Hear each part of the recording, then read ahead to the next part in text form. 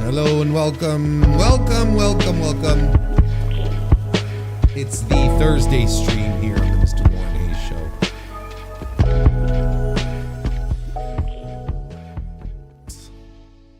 Let's create more of a mood with the music.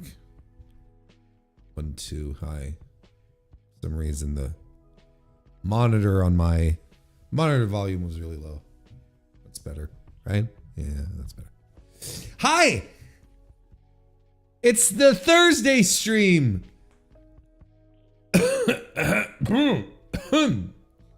With Warren Hayes, who has a cold, and the spots of stuffing, of toy stuffing. Juno's been having a time. Where's the relic? Where's the rest of it?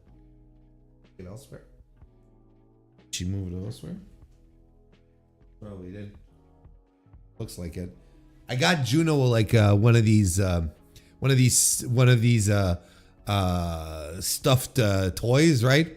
You know, the ones that are made like they're supposed to be really resilient and dogs can tug and pull at, you know, kind of thing. You know what I'm talking about? Korg, right? From Korg, the company. Look, if you're a dog owner, you've heard of Korg. And then I give it to her, and then of course she just goes right through it, like in a second. Well, not a second, but in a few minutes. Like, what's the point?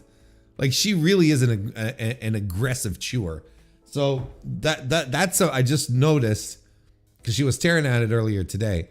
That's some stuffing bits from the carcass of what was once a giraffe, a blue giraffe that had a squeaker toy in it.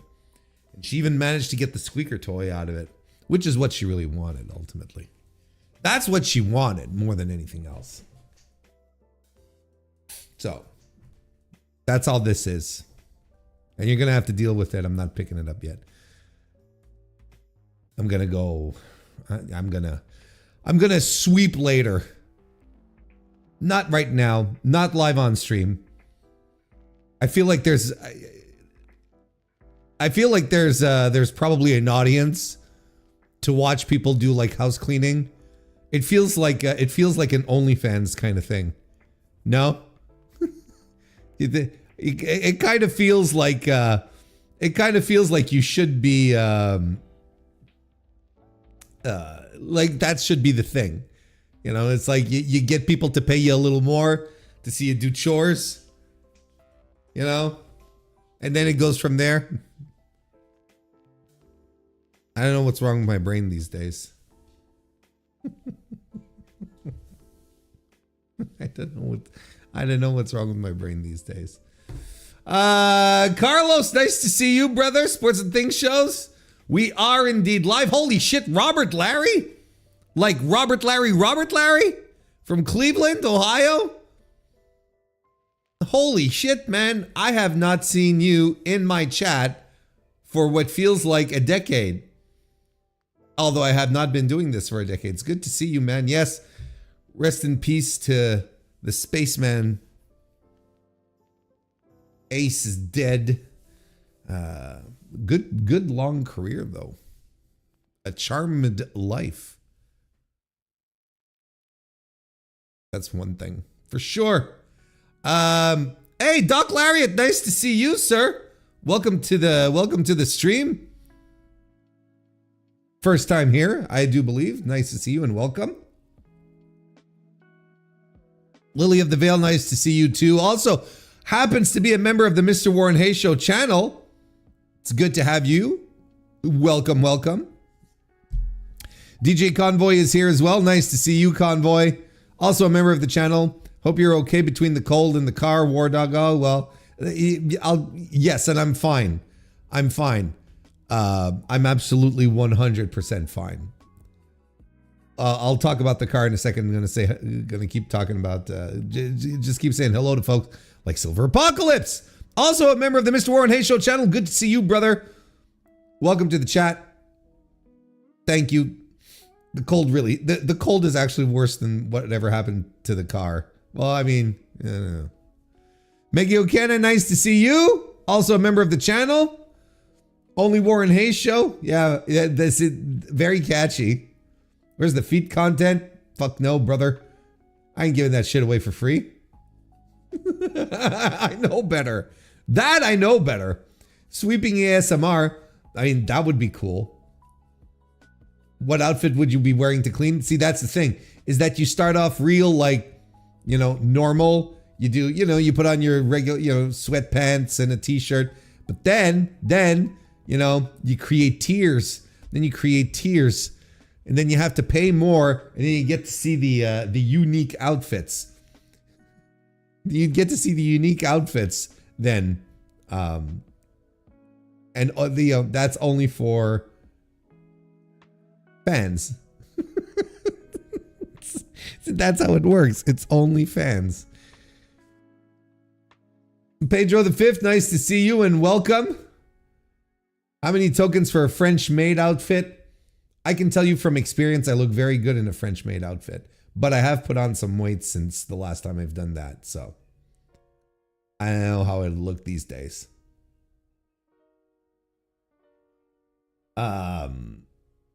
Yeah, but I was for those of you who follow me on Blue Sky, I posted that today.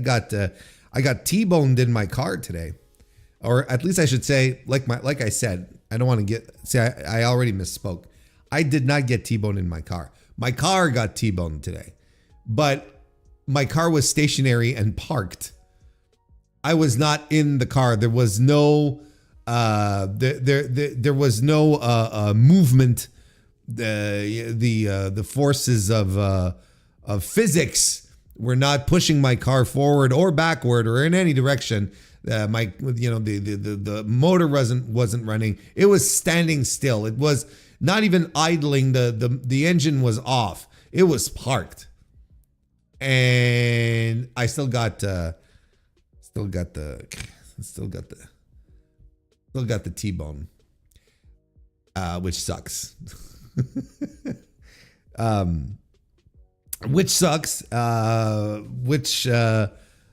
what are you gonna do? At least I know who the person is, and it wasn't a hit and run situation. And because I wasn't even around, like I was working. I was working, so I know who did it. And again, all to their credit to have fessed up to it. So we're gonna get the insurance, their insurance involved and whatnot. I mean, look, I am not. How can you be at fault when you're not even in your car? I wasn't even looking at my car. I wasn't even close to my car. You know what I mean? So it is what it is. It just sucks. The two doors, the front and back driver side doors are just caved in. So yeah, it's not that big a deal, but it's substantial enough damage that I'm probably gonna have to get the doors replaced. But it's not keeping me from using the car. I started up the car and it was running and it was fine. I don't have any, there's nothing wrong with the car. And most importantly, above all of it is no one got hurt. And that really is the most important thing. That everyone was, no one was hurt, no one was injured. And there you go. But, it's a dumb accident. I'm not even, I don't even know exactly what the exact details, what happened, how it happened, I couldn't tell you with any kind of aplomb as to what exactly went down.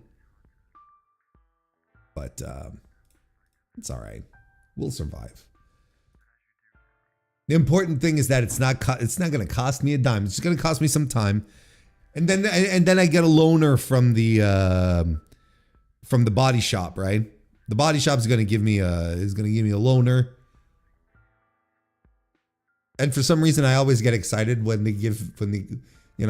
on the occasions that I have to, let's say leave my car for maintenance or whatever. They say, "Oh, we'll give you a loaner for the day." or whatever. Then I get a loaner. I always get excited. I'm like, ooh, I'm going to be driving another car. It's going to be the new car. It's going to be something else. It's not going to be my car. It's going to be someone else's car. And then I get excited. So there you go. But thank you everyone who reached out, just asked me if I was doing fine. I am 100% okay. Like I couldn't be better. No, I could be better. I could not have a cold.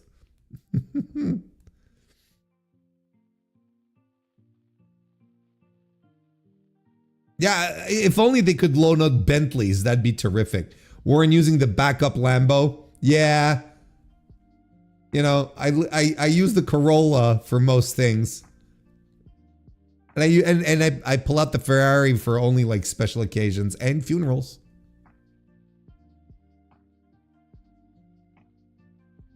Boris, nice to see you and welcome. Are you expecting a cheese board from the insurance company?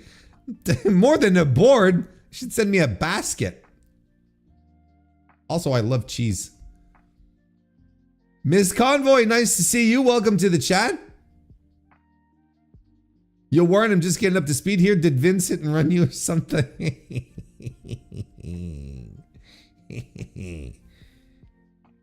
Brother got off easy again.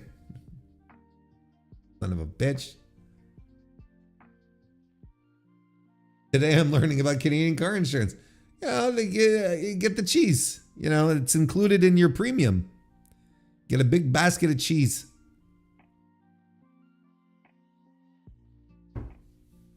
But then again, your premium is $13,000. No, I'm kidding. Most expensive cheese of all time. So there you go. I mean, that's all there is to it. So I have a cold. Yeah, my car got dinged.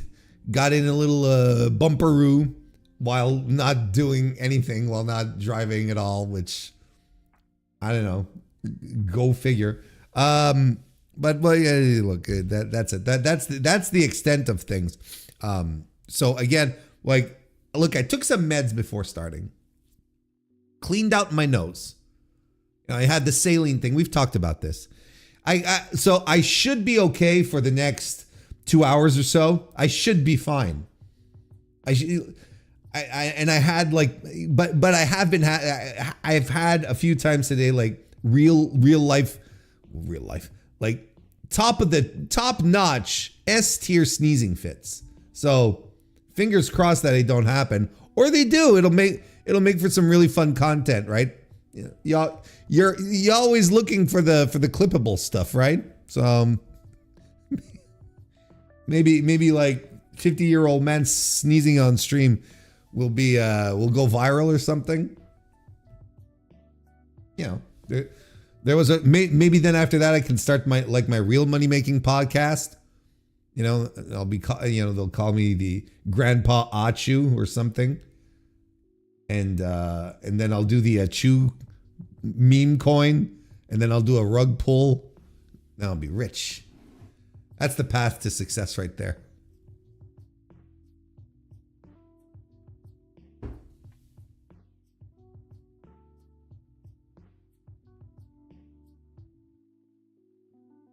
Yes, damn me and Kevin Owens with the Ferraris. I don't know if you know this, but in Quebec, everyone gets a Ferrari. Once you graduate high school, you get your state mandated Ferrari.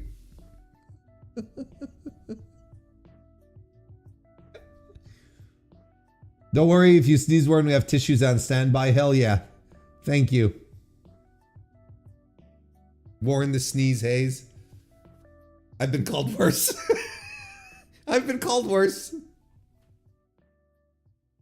Oh, right. Well, listen, it's Thursday. We've got some wrestling stuff to talk about. We've got a few things on the plan tonight, and we're going to be doing a preview of the big AEW pay-per-view this weekend, aka WrestleDream. I always fuck up the buttons here. There we go. that's better. Well, we'll be doing the preview of WrestleDream. It's going to be an AEW heavy. It's going to be an AEW heavy show tonight, folks. I hope you're into it. I hope you're ready. Oh shit, I don't know which window this is anymore. I know. Damn it, I fucked up, but it'll be fine. I don't think it's that big of a fuck up. I think it's a medium fuck up. We'll see what happens. You have no idea what I'm talking about. It's too late now. Yeah, we're going to be talking about that. So a lot of AEW related stuff. Yeah, and Tony Khan had his things going. He had his little media conference earlier today, so we'll touch on that. Matt Hardy. It'll be a fun time. We've got some stuff lined up, and just on a few housekeeping notes then before we start diving into all of this. First of all, the Mr. Warren Hayes show is out. It's been out as of yesterday, so you should check that out.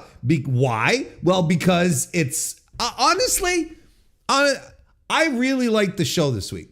I thought the show was a complete package of all sorts of really fun topics, and not to say that typically the show's not good. I think this one was just a little higher level. There was a little bit higher on that scene right there.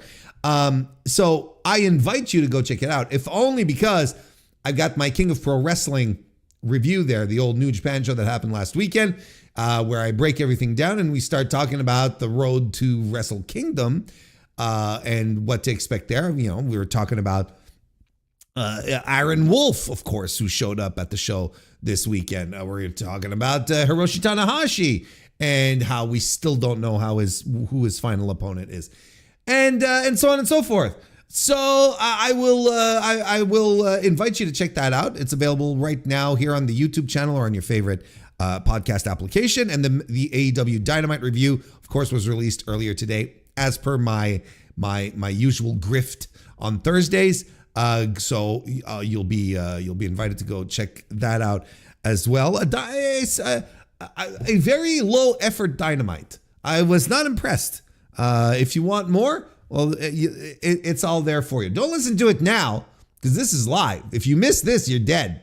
You're dead. Like this is like Squid Games. This is like a Squid Game where it's like if you turn off the stream, you die.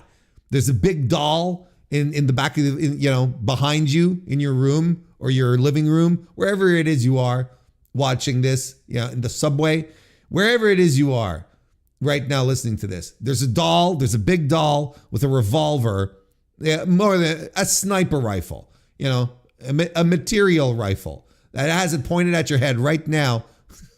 If you stop listening to this stream right now, and I cannot be held responsible because then it will be your choice to have died. I'm not going to say on the live.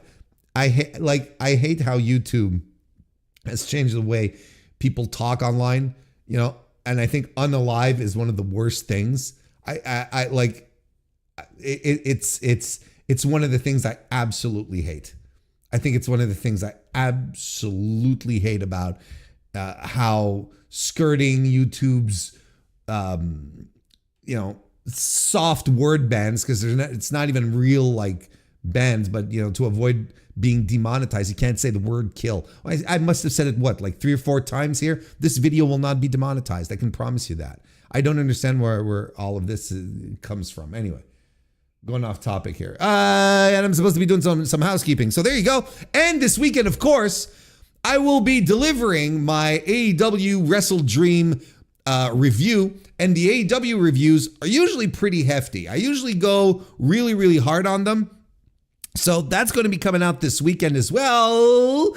But for members of the Mr. Warren Hayes Show channel, first, they get the early access to it. The rest of the peons and freeloaders, they're going to get that next week on the Mr. Warren Hayes Show proper. But if you want to get my full thoughts impressions, review of WrestleDream 2025 from All Elite Wrestling, you need to become a member of the Mr. Warren Hayes Show right now.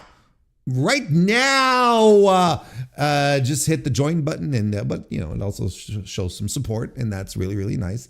And you get access to it. Like lickety split. Like well, as soon as it's out, it pops into your feed, and then you go, oh, and then you listen to me talk about it. A show for a couple of hours, which is about half the running time of an AEW show, typically, which is wild. And I'm alone. So there we go. Those are the housekeeping notes for now. And of course, we'll be back Monday streaming, like we typically do. I think that's pretty good. Hey, Hikaru, nice to see you. Hello, and welcome. You've just received a letter of the staff at WWE. We have a cease and desist of talking anything non-WWE. God damn it. Not again. This happens every week. Eddie Henley, nice to see you. Welcome to the chat.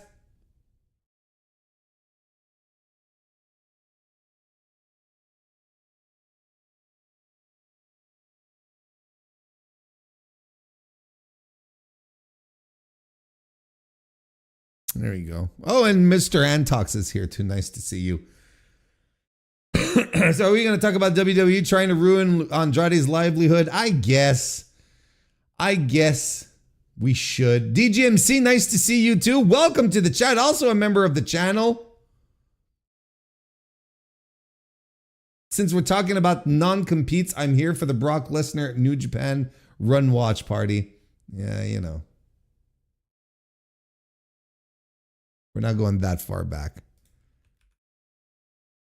So am I? Yes. Okay. Everything's okay with my Windows. There you go. Anyway, we got to kick this one off, folks. It's Thursday. How's it going, everybody? How you doing? Yeah. Let me tell you a little bit about myself. Woo! I'm a nunchuck master, and I represent NWA, Mountain State Wrestling. Booyah!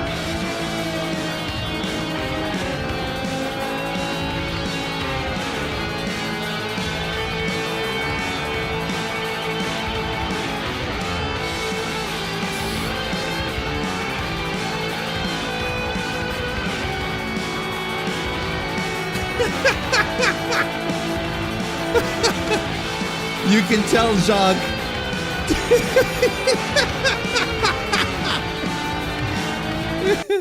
You can tell Jacques has T-boned an empty car or two in his day.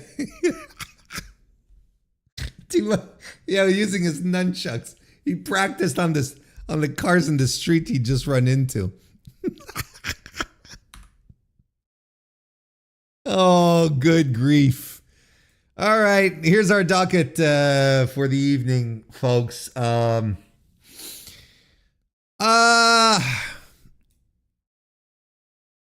know, I didn't expect that we'd be here talking about Andrade El Idolo once again, especially when the news broke that earlier today. Well, I'm recording this on Thursday on October 16th. And I really wasn't thinking that it was going to become a thing, but it became a thing. So, you know, I really want tonight, like when I was preparing the show, when I woke up this morning and started thinking about the show. Yes, that's the first thing I think about in the morning. Don't tell my girlfriend. When I woke up this morning thinking about the show, I was like, listen, we're going to do a nice WrestleDream preview. We're going to start off with that. And everything will be awesome. But I think we have to start with this. We have to start with the Andrade nonsense. I mean, that just seems to follow him around. By the way, like the stream. I forgot to mention that. Like the stream if you haven't already, okay? Or else I will find you and I will break you. So Andrade, there was talk going around over the past 48 hours or so, 24 hours, that the the Andrade, that Andrade El Idolo, Andrade Cien Almas, was not showing up in AEW because turns out he has a non-compete clause. Let's read the article that we have here on the Figure 4 Online. Uncredited byline, by the way. It's the staff who has published this, so there's a lot of people that probably worked on this. We have a bit more information regarding Andrade and why he hasn't been back on AEW TV since his return. On the October 1st edition of Dynamite, Andrade made his return to AEW less than a month after being released from his WWE contract. He joined the Don Callis family on the episode and started a feud with Kenny Omega. Since then, though, there has been little follow-up with fans. No, excuse me. There has been little follow-up with fans wondering where Andrade has been. Little follow-up. There has been no follow-up. But moving on. Brian Alvarez reported the following. Regarding Andrade, all I know is that he's not injured and something is holding him up regarding his non-compete with WWE. WWE main roster wrestlers traditionally have 90-day non-compete clauses after being released. A report from PW Insider said that Andrade's departure was due to multiple wellness policy failures. To be fair, John Alba from Sports Illustrated also reported this, reported the same thing. And if I'm not mistaken, I think it was Alba who first broke that there might be multiple wellness violations, right? If memory serves me right. So Andrade's departure was due to multiple wellness policy failures, and WWE made the decision to cut him outright rather than continuing to pay him during a non-compete period. Andrade did wrestle for The Crash in Mexico on October 3, winning the promotion's heavyweight championship. He is also scheduled to compete for WWC in Puerto Rico this weekend on the same day as AEW WrestleDream. I don't know why I said it like that, but I feel like Puerto Rico, like the dynamics of it always feels like it's been designed to just give it like an extra oomph of enthusiasm. I don't know. An Andrade versus LA Park indie match was supposed to take place for Mucha Lucha Atlanta in Norcross, Georgia on October 26th, but it is no longer being advertised. Andrade's first AEW stint lasted from 2021 to 2023. His return has made him the first wrestler to go from WWE to AEW to WWE to AEW again. That's one for the history books right there. So so that's the gist of the situation that we have here. Okay. Now PW Insider did come back around when this news started to break about Andrade. They posted an article on their I think it's on their paywall section. What are the Elite? PW Elite, whatever, PW Insider Elite, I think. And according to them, this is what went down. Okay, when people first started asking about Andrade's release, the general understanding, even within WWE, was that since he got cut over wellness policy violations, he wasn't getting his 90-day payout and was free to go wherever he wanted. That was the general. That was the general gist of it, the impression. Turns out, that doesn't seem to be exactly the spot. PW Insider says after Andrade started popping up at shows in Mexico and the US, WWE circled back to him to let him know, well, yeah, sure, you're not getting the usual 90-day pay, but you're still under that 90-day no-compete window. This is what, bear with me here. Okay, I'm trying to do this chronologically. So this is what PW Insider reported. So basically, as one WWE person put it to PW Insider, The company didn't want to set things up so someone could fail a test, get released, and then just roll into another promotion the next day, right? So they didn't want to create a situation where a person could get fired, so then not have the non-compete clause bind them, and then they go and show up somewhere else. It's kind of like a fail-safe for them. Are we good so far? Is this making sense? But then a little more digging, and this stuff came up here regarding some new details in WWE contracts under TKO that we were not aware of. An update to WWE and TKO's contract structure is what currently has Andrade on the sidelines after his AEW return. This is an article from the Figure 4 Online Observer. Earlier this morning, Brian Alvarez reported that Andrade's mysterious AEW absence was believed to have something to do with his WWE non-compete. Now, Alvarez has confirmed with multiple sources that it's standard for new WWE TKO contracts to have a clause where wrestlers have a 1-year non-compete if fired for cause or breach. This is Alvarez's quote right here. We have it confirmed through multiple sources that the new TKO contracts have a clause where if you are fired, there is a 1-year non-compete. The older contracts had this, but it's standard now. This is the holdup involving Andrade. Very skeptical this would hold up in a legal battle, but it's in the contracts. Now, I don't know what he means when he says the older contracts had this, but it's standard now. I don't know what he means by that. Does he say that some older contracts had this stipulation, but now it's across the board? Maybe that's what he means. But anyway, Andrade returned to AEW on October 1st, showing up in the promo. Oh, okay. Well, this is the background then that we all read. So what a story. So this is the situation. This is the thing that ultimately Andrade is under. Multiple other outlets have also confirmed that this is the case. I think even Sean Ross Sapp got a hold of the wording, the verbiage in the contract that basically says, yeah, if you're fired for cause, then you don't get to work anywhere for a year.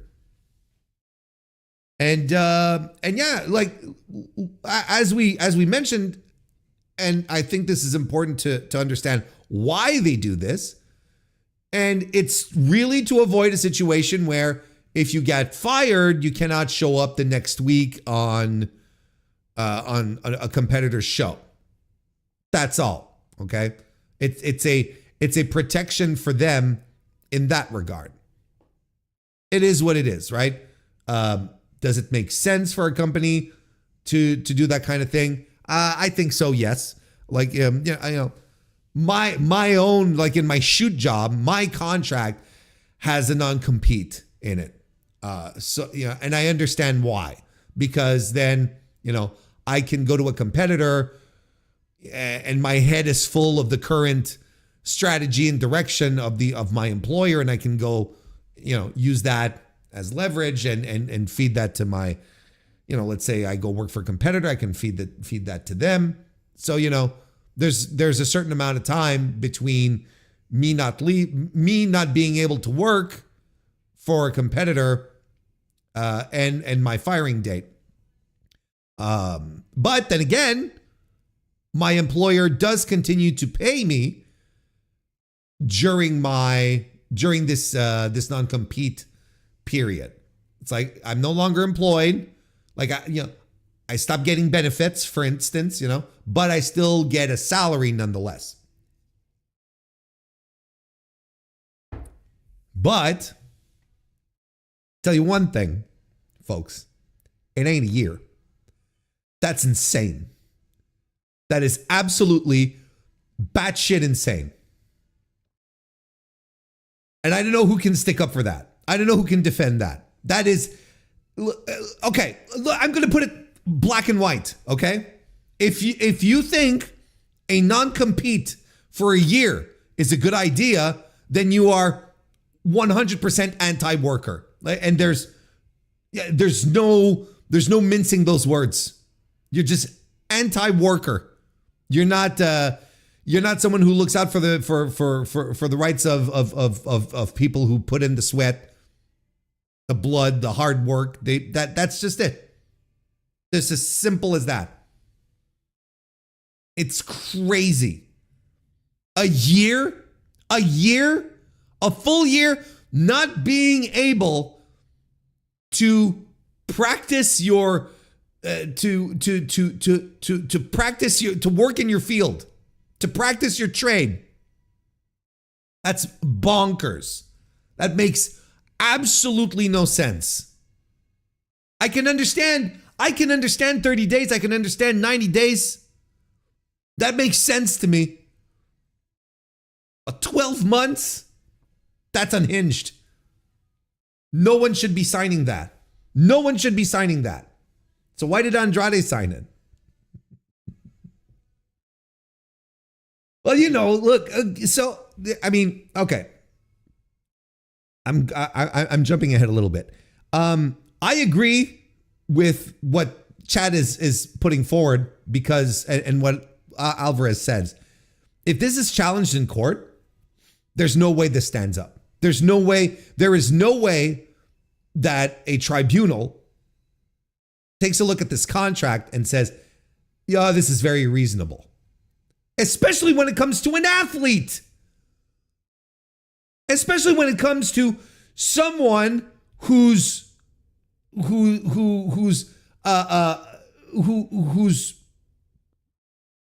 time to practice their field of work is capped. They cannot do this forever. There is a physical limitation when you're an athlete to any sport that you do, which is why athletes get really big contracts really young in most cases, because the older they get, the quicker they get phased out. How many 40-year-old professional football players are out there right now that you know of, or hockey players, you know what I mean? So your physical prime has a cap. Waiting one full fucking year is nuts. Like that is lost revenue across the board, right? So if this were to go to court, there is not a single chance that this stands up legally, that this is seen as a reasonable clause. And this opens up precedent and a good precedent gets set moving forward. Like if Andrade wanted to do this, and I do say Andrade, because AEW has nothing to do with this. AEW has, there's no reason for AEW to get involved. They could, they might. They could, I should say. Not they might, but they could get involved, saying, well, we're going to look after our talent. Maybe. But I think, I don't think this is going to go to court. Just by the time everything gets settled, Andrade will be back to work. And here's another thing, and something that maybe you don't want to hear if you're an AEW fan. I know the folks on Blue Sky didn't want to hear it. We cannot sit here and say that. Look, let me rephrase that. AEW probably doesn't want to open up wrestler contract things, situations from a legal perspective in a court of law. They probably don't want to do that because they benefit from from the independent contractor situation terminology that's used, because their contracts ultimately are very similar in verbiage and wording than as WWE's. So they probably don't necessarily want to go into court to challenge a clause that the other guys have. A clause that maybe even at some point, maybe they're like, hey, why don't we put that in our clauses as well, right? Why don't we add that as a clause in here? I mean, the other guys do it and they're the biggest company in the world. Why couldn't we do it? Why shouldn't we do it? I mean, it's a fair question. They could all, they could straight up say, well, we're going to add this 1 year fired for clause thing in our contracts. And as far as we know, maybe it's already there. How do we know it's not there? The only person that was fired for cause that we know of, right, was CM Punk. But outside of that, I don't know. Maybe it's already there. Maybe it's been added since. We just don't know. We just don't know.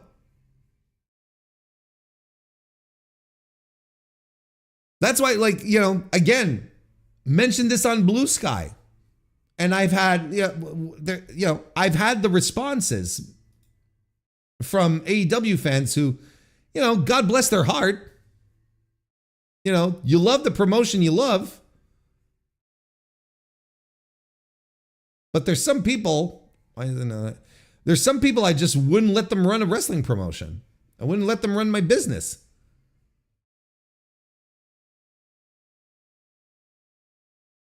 I thought I had it open here.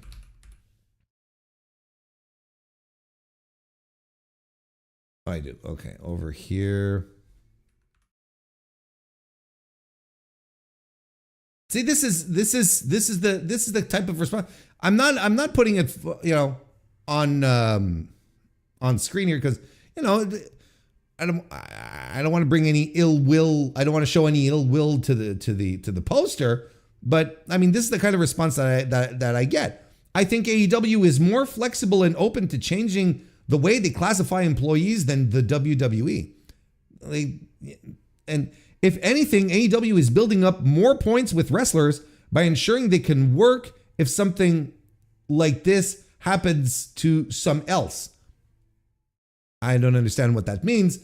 But the first one, I think AEW is more flexible and open to changing the way they classify employees than WWE does. What makes you say that? There is nothing that indicates that AEW is more flexible and open to changing how they classify employees. I'm like, what? Why?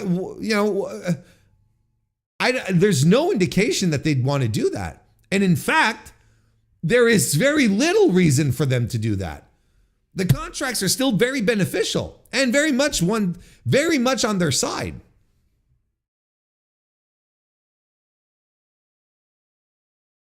Because quite frankly, if you open up wrestler contract things and you think you're going after WWE, right? If legally you decide to go challenge these contracts from top to bottom, and the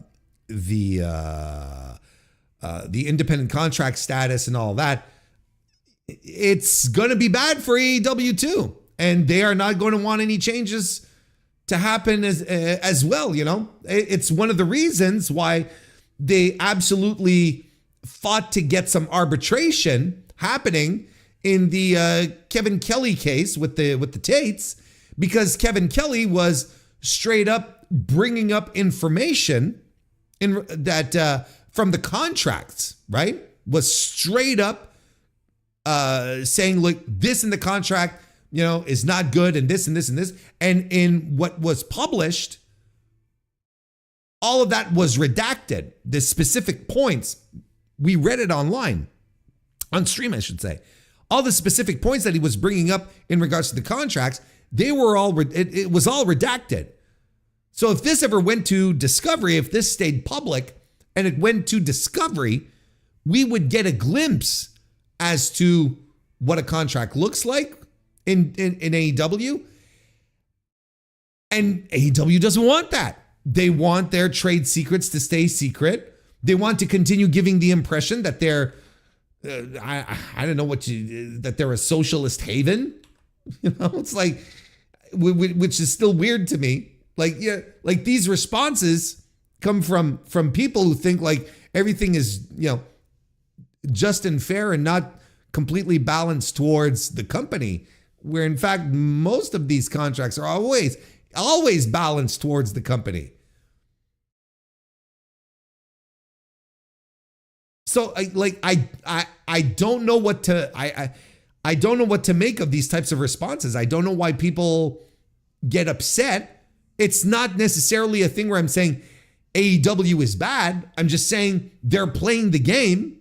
This is the game they're playing. These are the contracts that they use that are standard in the industry, that go hand in hand with what WWE puts out. They don't want these contracts to be challenged in court because it's going to hurt their business too. And to think that they'd be open to changing.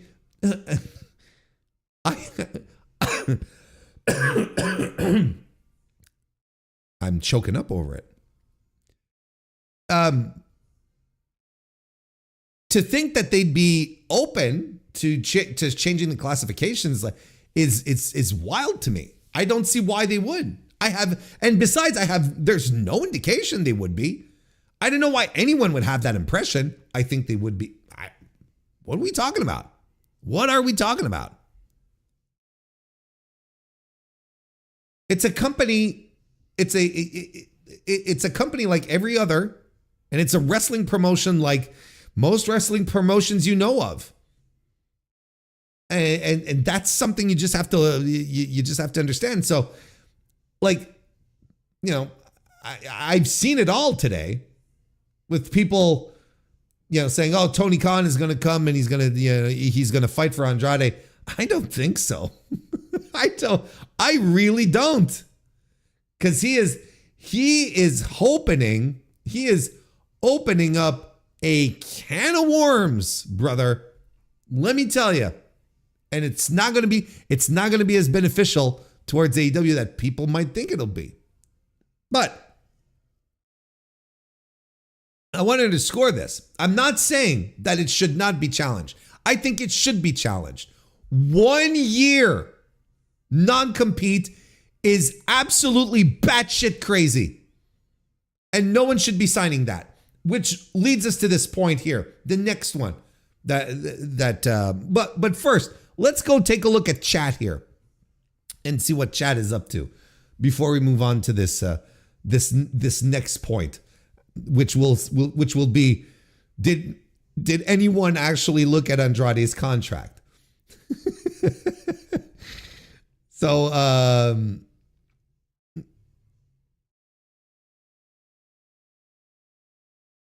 okay. Tony does. Oh, hello, Kristen. Hi, darling. Welcome to the chat. A member of the Mr. WarrenHayes show. Hello, smoochers. Tony does a non-compete by keeping talent off TV before months they leave. I mean, that the thing is that to a degree, like, I know what you mean though. I get. I yes. Okay. Let's just yes. Never forgive the phony baloney free Phoenix moment. Yeah, like where's the free Andrade moment right now, right?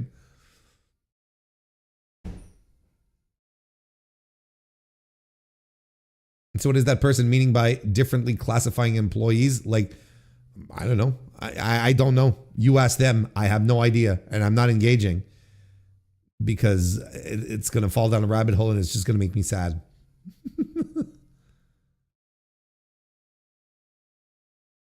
AEW doesn't want to open up a contract of theirs in a court of law. Hell no, they don't. They really don't. They really, really don't. And I wish people understood this. There's no way they want to do that.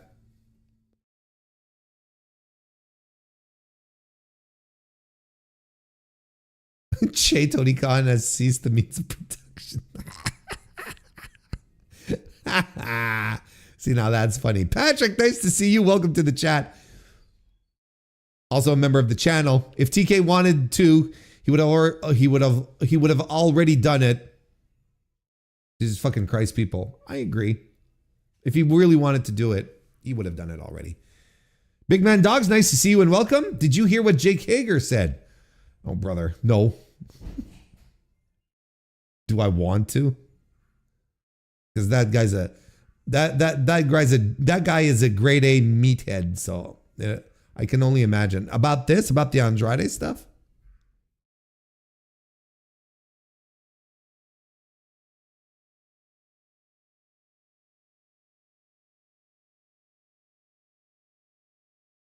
All right. So did Andrade sign the contract without knowing what he was getting into? Essentially. Because there's two questions then that pop up. Is like, did Andrade read the contract? Right? No, did Andrade read the contract, or did did Tony read Andrade's contract, right? Like, those are the two things. Now, I'm pretty sure the way it works, folks, I'm pretty sure that your new employer should not read a contract that you own with your previous employer. I'm no legal expert, but I'm pretty sure that your new employer shouldn't be requesting a copy of your previous contract with your previous employer. That's one thing. Should Andrade did Andrade know now that there was this 1 year thing? I think it would be safe to say at this point that he didn't. And it would seem like I've read some reports, I believe it's from Fightful again, that some wrestlers are like, yeah, this is a new thing and it's catching a lot of people off guard, and not a lot of people realize that this was in the contracts, right? Kind of thing. So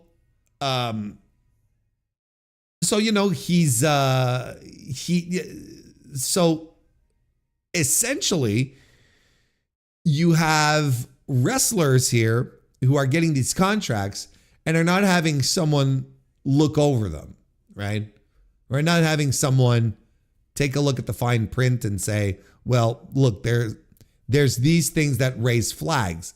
And if you were to give this to a contract lawyer, especially let's say one specialized in sports negotiations, he would look at this contract and he'd say, hey, there's this one clause here that I should bring to your attention. Or your contract lawyer is Stephen P. New, and he ends up fucking everything up. But if it's not, let's say you do hire an actual real professional, then you're going to end up with you'll get the contract, and your lawyer will be like, well, no, like 1 year if you get fired, that's insane. I am not comfortable telling you that yes, you should sign this contract. Now, did Andrade do this? Did he have someone look over it? We don't know, and we'll never know. Maybe he did see it and he brushed it off because he was like, no, I'm here for good now, baby. I'm back. This is where I want it to be. I spent 8 months, 9 months in AEW, posting online at how miserable I was and getting into fights so that I could get fired. See where we're going here? So that I could go back to WWE. Now that I'm here, nothing bad will happen ever. And maybe he just brushed it off and said, I'm not going to get fired. I'm going to be a model citizen moving forward.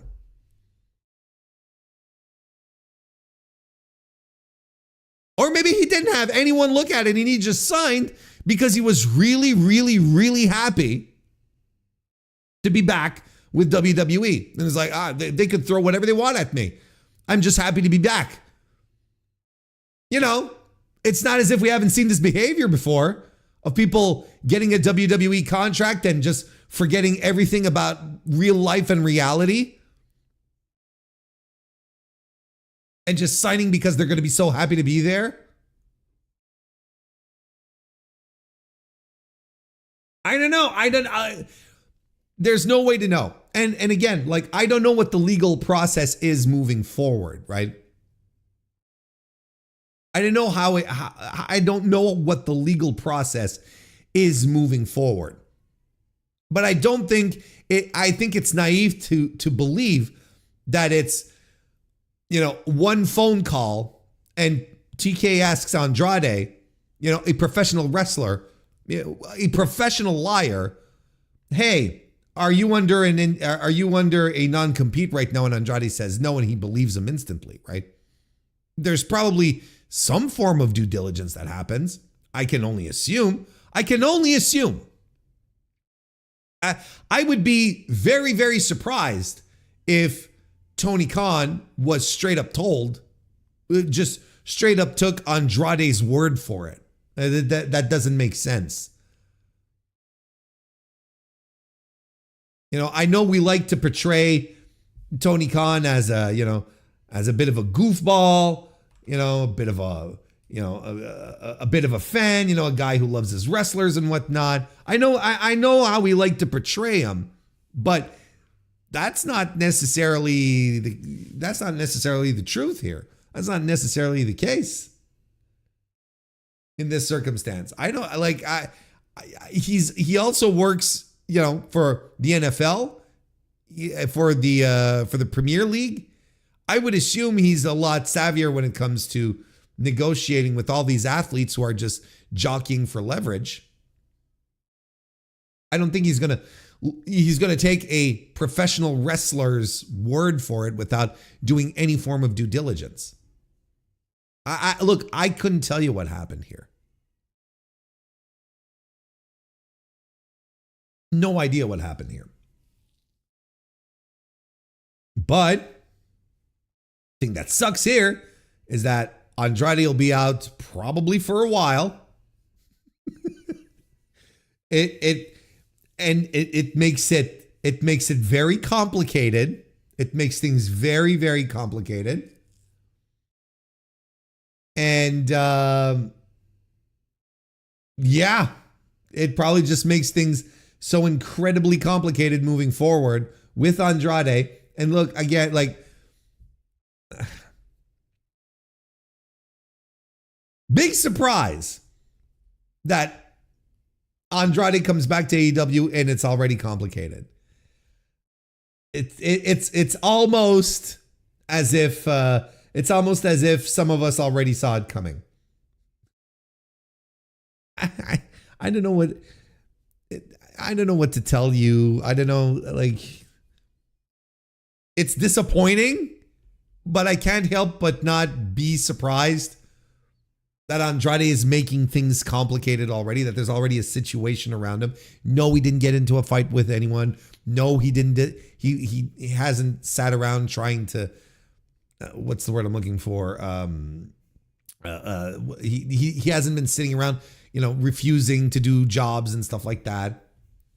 He was clearly being brought in as a top guy, though, you know, coming in hot with Kenny Omega and now keeping Kenny Omega off of the pay-per-view, because I think it would have been safe to assume they would have had a match there.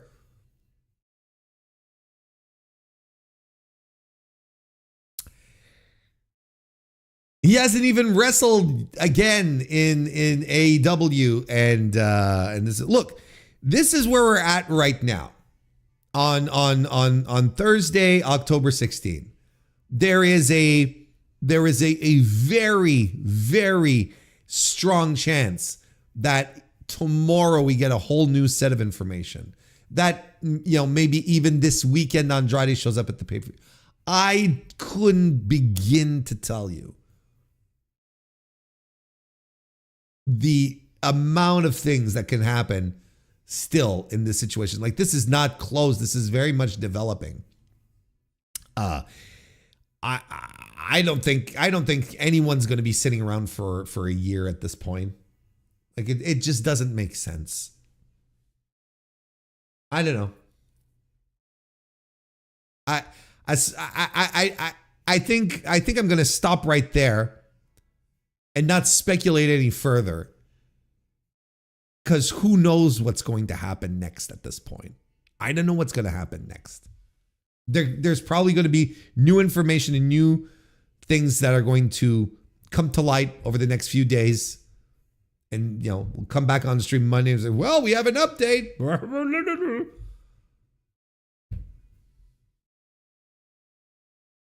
There you go. We'll see what happens.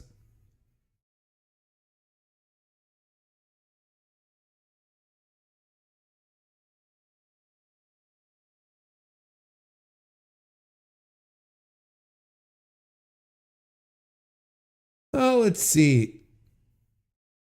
If we rewind the clocks back, put it in Andrade's perspective. He was going back to work with his wife. He wasn't thinking, oh my, I'm leaving for AEW in 2 years. No, exactly.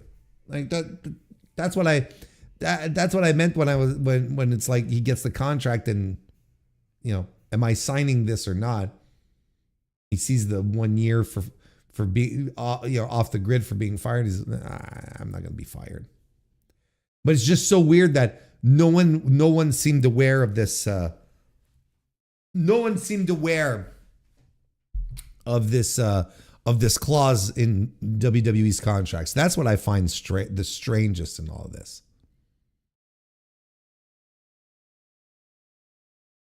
And this is why Clarence Mason was an underrated manager. True. So now he's even more miserable because he went back to WWE. You hate to see it. I mean, you know, he tried his best. He tried his best. You know, the real conspiracy theory is, did he willfully blow the wellness checks to be fired? That's the real conspiracy here. And it's not one I necessarily adhere to. It's just one where I go, well, you know, I've heard it. And if you want to go full tinfoil on it, you're like, well, I mean, he did try to get fired from AEW multiple times. He did his damnedest, got into fights and whatnot. You know, is it unreasonable to believe that he would willingly blow wellness tests to get fired? It's not plausible, but it's not unreasonable. Like, I don't want to bury the guy and say he's this complete and utter psychopath, because that's kind of psychopathic behavior, honestly. It's not great. But I'm not adhering to that. Like, yeah, I've seen that theory circulate a little bit, and I'm like, that's kind of weird. That's a little weird. But it's pro wrestling, so, you know, I allow myself to be surprised. So if TK knew about it, then what the fuck? Look, I don't know how to go about this. I can only assume that again, like I said, okay, your current employer should not be requesting a copy of your previous contract with your previous employer. That's not something. I don't think that's legal, and it's definitely not ethical, right? And you as an employee, to protect yourself, you should be saying, no, I'm not showing that stuff. So, you know, I don't know where TK got his assurances from that he could be on television, but holy smokes, that blew up in his face. So I don't know what the process is. I'm not a legal dude. We need to get the internet lawyers on this. We need to get we need to reach out to legal, right? And who's the other guy? There's another guy. There's another I can't remember his name. Like Legal covers all sorts of stuff, and the other guy like covers like meme lords. I don't remember what the other guy's name is. Anyway, doesn't matter. I mean, we should reach out to Legal. It'd be interesting. Here we are with over a month of Andrade speculation and leading headlines. Didn't have that on my bingo card. Hell no, brother. Jesus Christ.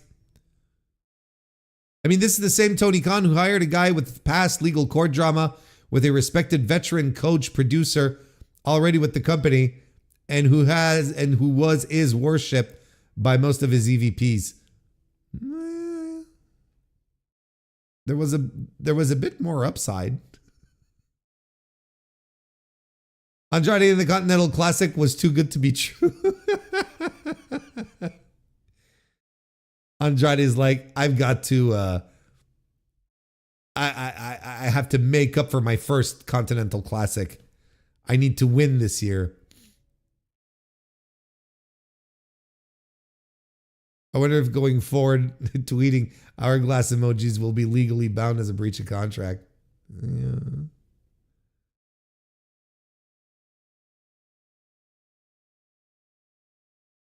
It's one of those things where it's not unthinkable, but I need evidence. I know about the conspiracy. I know, like it doesn't make sense. You know, it just doesn't make sense to do that. But you know, it's pro wrestlers and pro wrestling, and it is what it is. Oh wait, I forgot to show one last thing. I forgot to show one more thing. Okay, just to make sure, like I was saying, you know, we might get a whole bunch of new information over the next couple of days. BJ Bethel tweets out earlier tonight, there might be more at play with the Andrade situation than his non-compete clause. Oh, gee willikers, the plot thickens. So, look, I provided thoughts and analysis as it stands right now, where we're at right now at this moment in time. But we'll see what's next. We'll see what's coming up next, because, you know, BJ he knows what he's talking about. Hopefully we get some kind of report, and it won't just remain like some vague posting bullshit, which all of you know I absolutely adore and are excited for more, right? WrestleDream 2025 is happening. It's coming. It's going to be here this weekend, October 18, 2025, from the Chaffetz Arena. Chaffetz. I never know how to pronounce it. And I heard Excalibur pronounce it on Dynamite. I was like, there we go. This is the one. I got to pronounce it, but I'm not even sure I'm pronouncing it the way he did. Chaffetz. I think it's Chaffetz Arena. Anyway, it's in St. Louis. So it's happening in a couple of days. Now, I want to preface this by saying that no matter what I talk about in this preview, getting big for your britches there, Hayes. Whatever I talk about, whatever feelings I have moving forward in this preview right here, I want you all to know that the overarching feeling, nonetheless, no matter what I say, is that you should never bet against an AEW pay-per-view.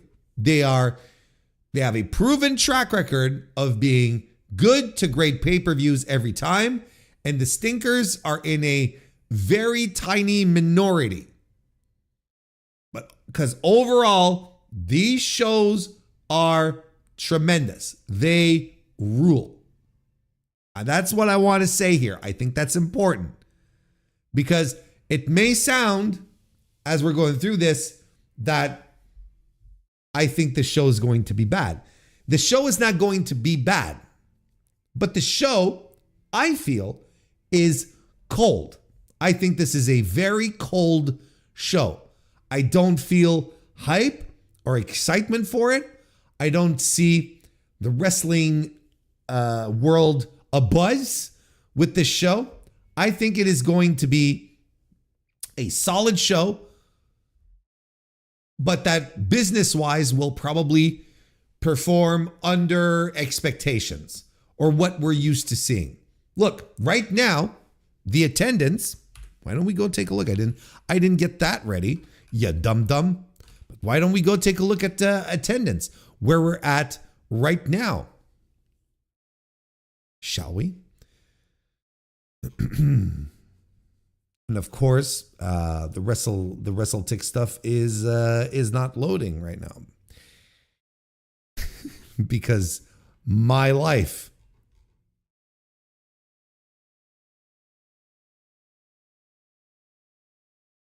When's the last update? When has been the last update?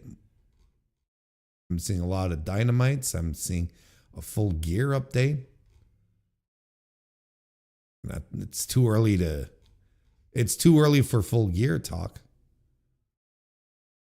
There we go. I got it here. Currently, according to WrestleTix, 5,528 tickets have been distributed. Last year, WrestleDream, was 8,045. Now, yes, it was in Tacoma, Washington. We were in Bryan Danielson's backyard. He was world champion at the time. Was the Jon Moxley match that probably had a bit of an uptick, right? In 2024, Dynasty was held in St. Louis in the Chaffetz Arena, 6,619. So we are very much under that as well. And the current setup is for 5,963. It's a 9,000 seat venue here. So, we got over the halfway mark, but I mean, it's not doing gangbuster business. And, yes, for all intents and purposes, as far as we know now, right now, TNA outdrew AEW on a pay-per-view, which is nonsense, and it's something that should not happen. But this is where we're at. Like, this is not doing great business. We'll have to see what the pay-per-view buys look like. We got a bit of a glimpse of what it looks like. I believe, wasn't the number estimated around 140,000, 145,000 for All Out, which was the first pay-per-view on HBO Max? These are all these are typical indicators. It performed, All Out performed, a little stronger, in the upper echelon of well performing pay-per-views for AEW. Do we think that WrestleDream is going to be able to shoot similar numbers? I don't know. Like, I would not be surprised that if, like, on the business side, most of what's set up here just fails out. And fails out might be hard. Doesn't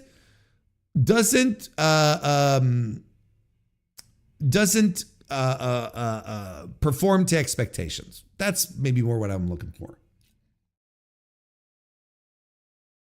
Because it's not going to fail. Like, it's not going to be a failure. Unless Unless suddenly there's like 80,000 pay-per-view buys and it's like, yeah, okay, like that's a failure. But I don't think so. But I definitely think it's going to be on the low end. I really do. Because this show has no juice. This show has no juice. It has, in my opinion, it's carried by one match. It's carried by Mox versus Darby.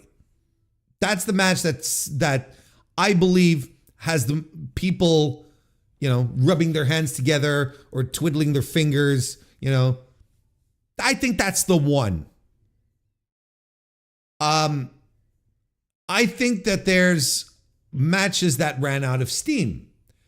Like Joe versus Hangman for 2 weeks, I thought was incredible. I think I thought the opening build to this was phenomenal. When they first got mad at each other in the tag team match and they were pushing each other and got pissed off just because they're two alpha male dudes, that fucking rocked. Last week, their face-to-face promo, I thought it was tremendous. Yesterday on Dynamite, as we're recording this, which is the Thursday, yesterday on Dynamite, nothing happened. That was a big fat dud. And I was very disappointed because they didn't need to do much to just crank it up a little more. But they didn't do jack. They had Joe wrestle a match.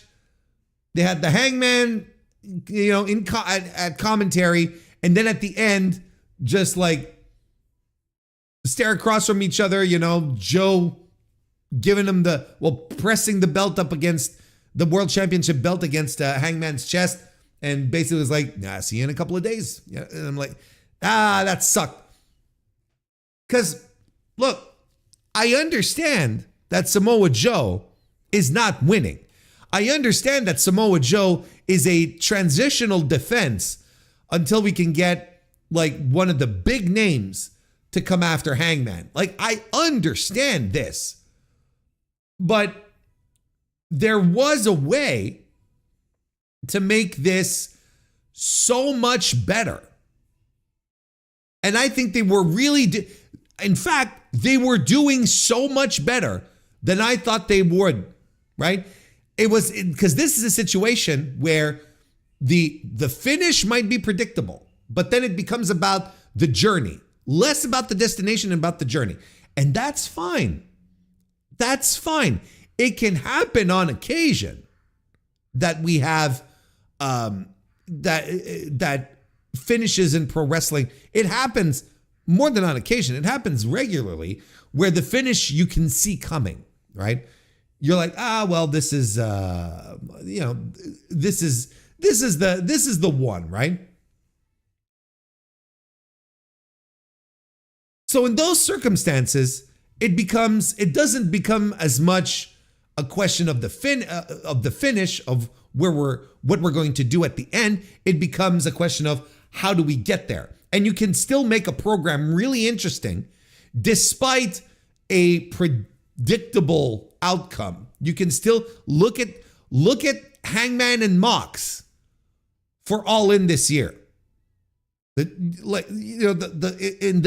the build to All In, like All In specifically, I thought it was a blast. I thought it was very well done.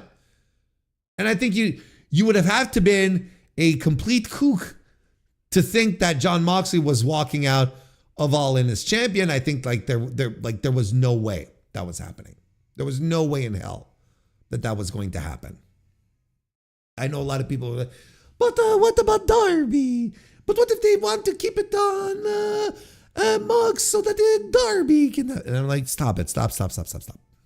Hangman's winning. So that's why I'm kind of like, we're so very, very close. And this feud had been so good. Now it's a little deflated. For me, it's a little deflated. Where I'm like, okay, well. And I have no doubt that these two guys are going to have a really good match. no doubt. You know, the Hangman cannot have a bad match.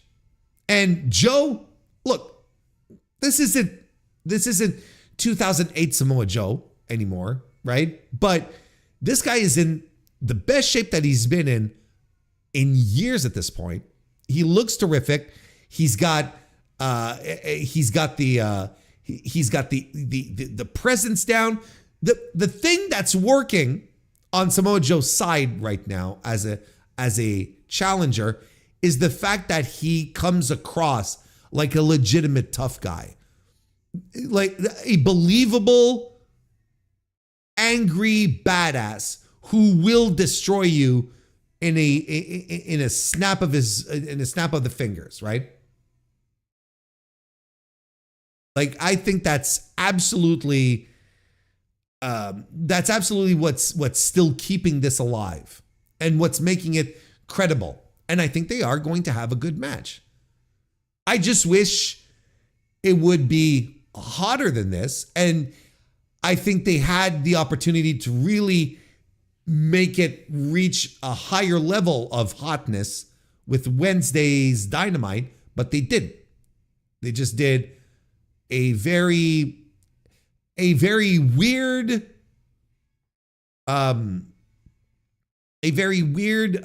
final build for a feud that had been escalating and feels real, right?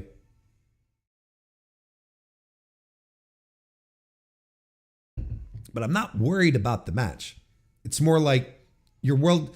I'm talking about juice for this card. I'm talking about anticipation. I'm talking about excitement. I don't think this card has the juice.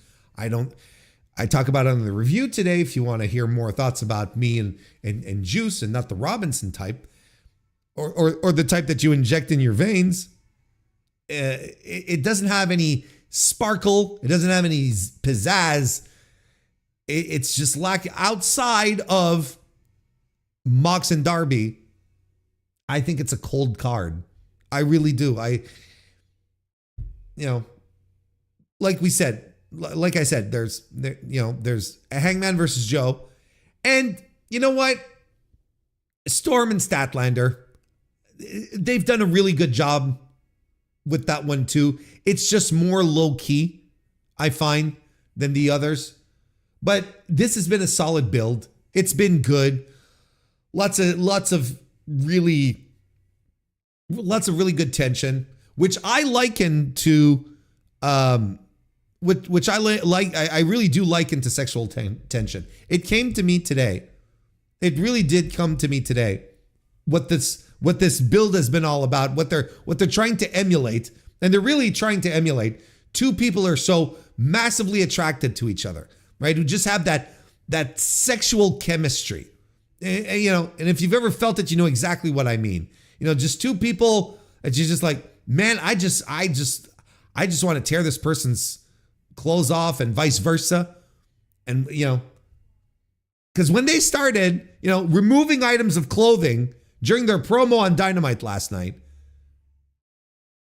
and angrily, and you're like, and they're talking and they're right, and Tony Storm gets right up in her face, and eventually says, all right, you know what? You want to do this?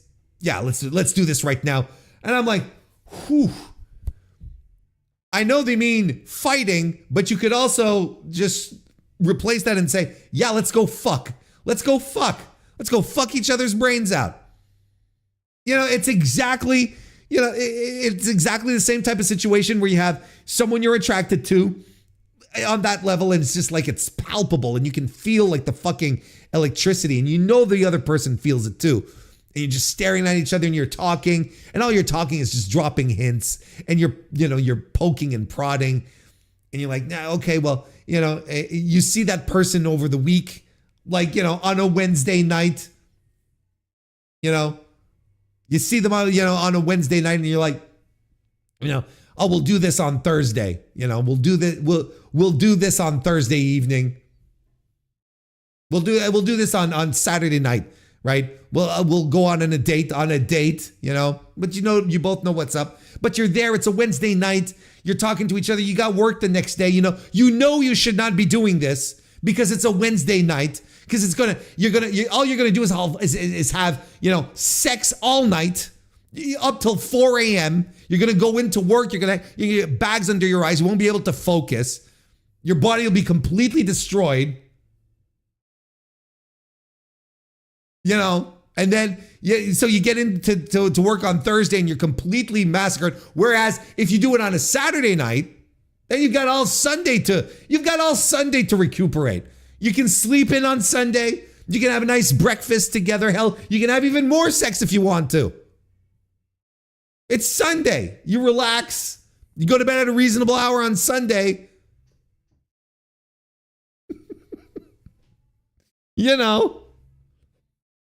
That's how that was the vibe of this fucking feud.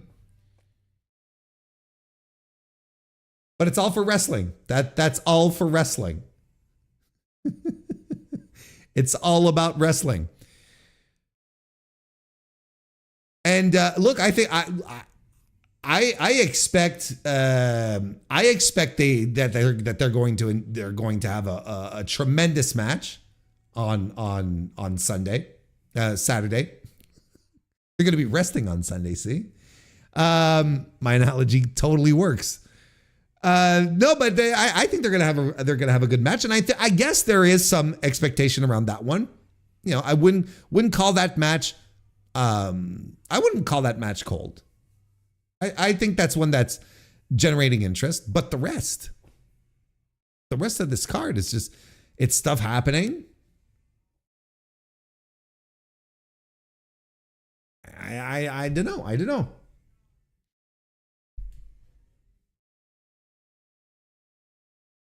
But these are my general thoughts overall. That's my overall thoughts. I know we got into the nitty gritty on on a couple of matches here, like what will likely be the main event: Hangman Adam Page versus Samoa Joe. I think look, I've said everything. I feel like I've said everything I could say about that. I think Hangman is going to retain, but Hangman needs a top guy feud now. And I know circumstances are against him right now. MJF is off doing God knows what, probably shooting a film, right?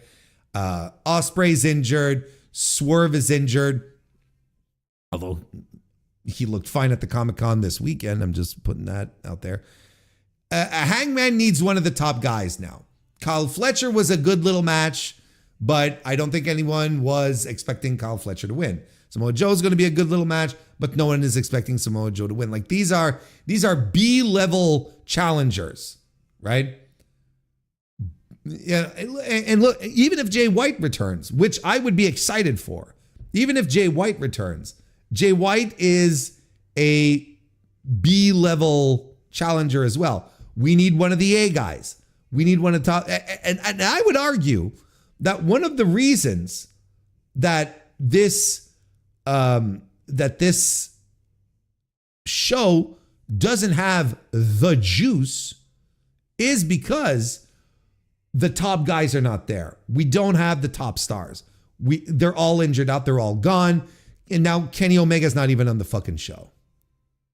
Who already kind of sort of feels like a part-timer.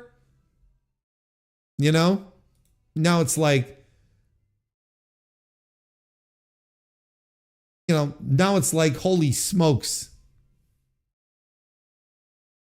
I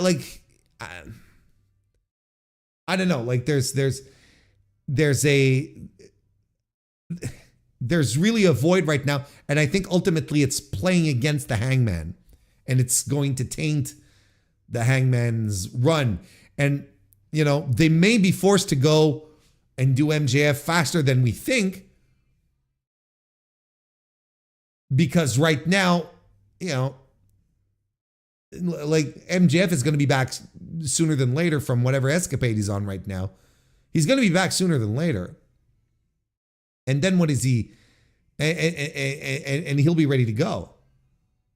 And we've already established that, MJF wants his title back, and he's going to do everything that he needs to do to get it back. And I would argue that the next time that he fights the Hangman, he's going to beat him. Is that what we want already? Do we already want to take the title off of the Hangman?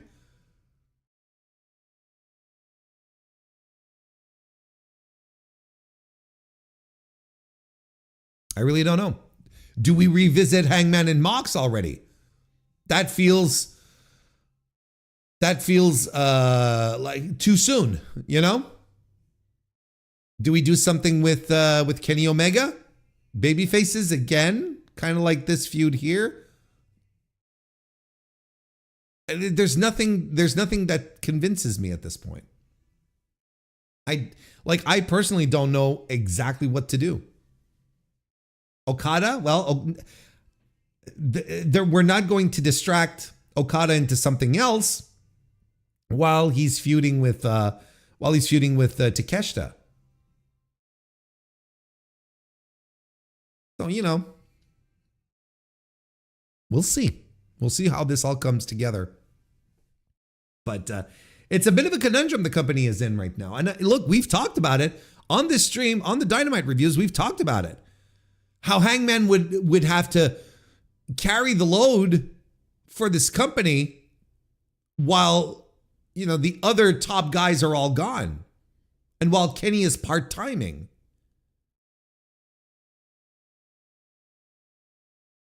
Like it's terrible. It's terrible timing. But look, it sounds like I'm, you know, I think it sounds like I'm already like dismissing the Hangman run, which I'm not. But his reality right now is this. Anyway, let's move on. Jon Moxley versus Darby Allin in an I Quit match.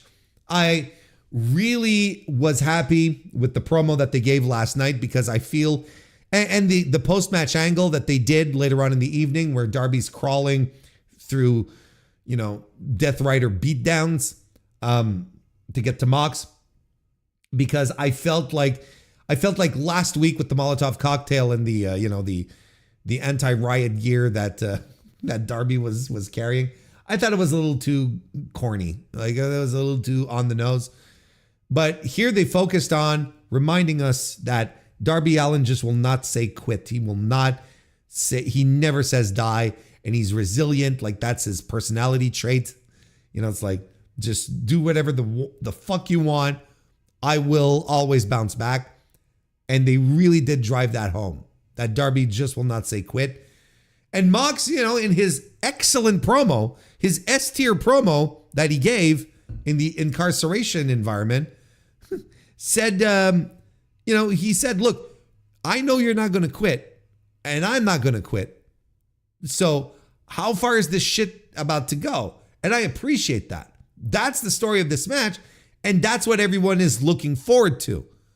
How far is this going to go for either guy to outright say, I quit and end this match? Look, Darby's winning this. I hope you realize it. You know, he lost the coffin match and that extended the feud into this one here. And I think it's going to do wonders if he, I think it's going to do wonders if he does indeed win for him. I think it's going to push him up a little higher. He just might end up being a guy who challenges Hangman, and we might be in a position where we're like, yeah, you know what, Hangman, Darby might be a guy. Because look, don't forget, everyone has pretty much said that Darby is going to be a world champion in AEW. Everyone thought that Darby was going to be the guy to take it off of Mox. In fact, that was Tony Khan's plan, to have Darby take the title off of Mox. So we're not done with this concept of Darby Allin being a world champion. He just might not be taking it out of away from Jon Moxley. He might be taking it away from the Hangman. Maybe.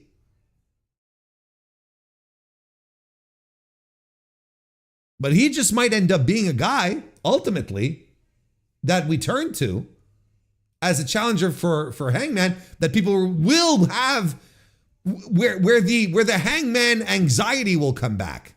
And it's like, oh shit, he might actually lose to Darby. And then you'll have a whole swath of AEW fans who are going to turn on Darby because they won't want him to beat Paige.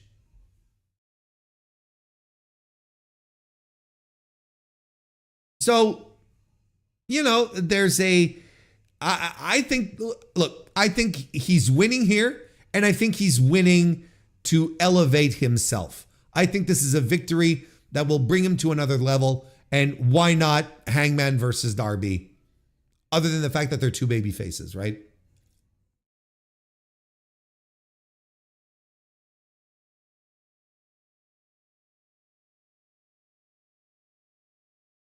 I think it creates a schism in AEW fans. I think I think people go absolutely mad, but it'd be interesting. But look, this match is going to be. Look, I'm expecting insane, brutal nonsense. What is Darby going to fall through? What is he going to fall on? What is it? It's going to be that kind of shit. And Mox is going to be all about it. We're going to keep heralding here the tremendous work of Jon Moxley for the majority of 2025. I don't give a shit what people think. I don't give a shit how people thought that the Death Riders was the end of them and so on and so forth. You can't listen to those people. From the moment he finished his feud with Cope, with that blow off match on which he landed on the bat of nails, right? Chelsea or Carla or whatever the fuck the bat's name was. Spike. I always think it's a women's name. Spike. Chelsea, Carla is actually pretty funny when you think about it. Funnier than Spike. Spike is a lot on the nose, right? It's very much on the nose, but then again, it's an Adam Copeland idea. From that point on, Mox has been nothing but excellent. And it drives me wild to still think that there were people who dared open their filthy mouths and say, previous to this, that Jon Moxley was washed and it was time to go back to his Shield brothers in WWE. I could not believe these people. Insane. Mox will forever be the guy you can depend on in this company. The guy that when your back is against the wall, look at what he's doing here. He's got, like I said, we've got Kenny Omega part-timing, Ospreay's out, Swerve is out, MJF is off, fucking off doing whatever. Who's stepping up to the plate? Once again. In its time of need, who is stepping up to the plate in AEW to make sure that the pro wrestling stays sound, that we're working a really fucking interesting program and elevating a guy?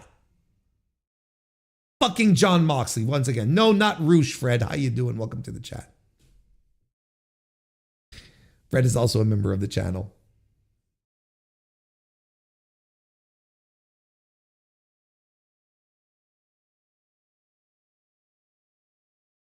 But there you go.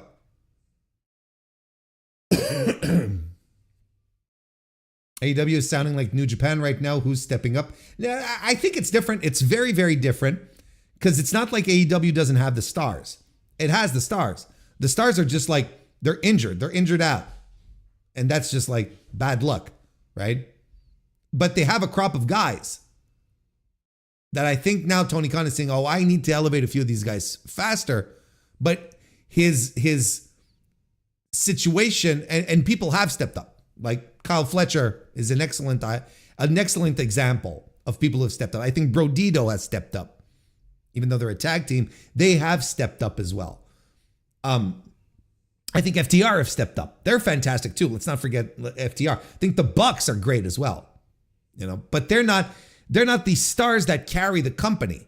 They're not the faces, the franchise players of the company. Whereas New Japan, they knew all their guys were leaving and they willfully decided to not push anyone.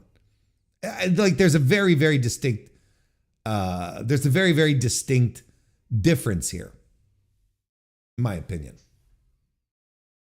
Why is FTR versus Jet Speed in the tailgate? Brother, if I had that answer, I would be booking All Elite Wrestling.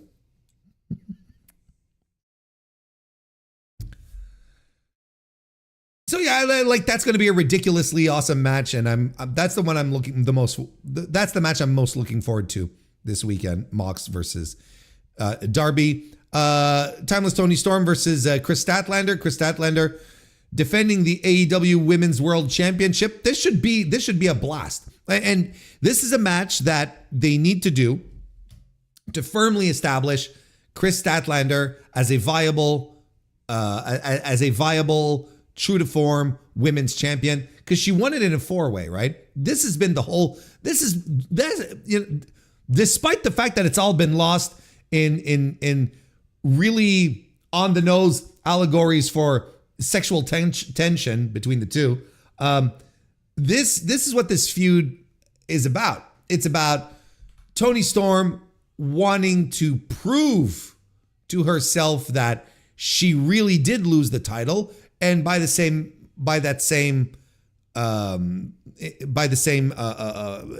path, Chris Statlander wanting to show that she can beat Toni Storm one-on-one, that it wasn't a fluke just because it wasn't a 4-way, and that I think that's a very smart way of going about it. Because look, clearly I think everyone likes Chris Statlander, and she's really going to need a solid win here, and Toni Storm is going to make sure that she gets a solid win. She's going to work her ass off to make her look great. And Chris Statlander's retaining. I think it all makes sense, right? Especially if I'm of the belief that Toni Storm is going to be part of the tag team division for when these titles start. She's going to team up with Mina, and they're going to win the titles, and they're going to add some instant prestige. You're going to have a former world champion, that's going to have these belts and whatnot. And I think that's coming up. I think that's going to be part of the next big. That's going to be a big part of the next chapter for AEW leading into Full Gear. These women's tag team championships. I think they're on the way. Well, we know they're on the way. But I think this is where we kick off the tournament and the festivities after all of this is done. And Toni Storm is going to be in there too. Because you can't take Toni Storm off of TV right now. But, talking about the stars and whatnot and the faces of the company, I know I've been focusing a lot on the dudes because the absence of all the people I keep mentioning has had a real significant impact on the men's side. But Toni Storm is one of the faces of the company. And, people love her. She drives quarter hours. You can't take her off. Not when so many other people are injured, so many other top faces are injured. You cannot make her disappear. So we're going to keep her around with the tournament, right? That's what we're going to do.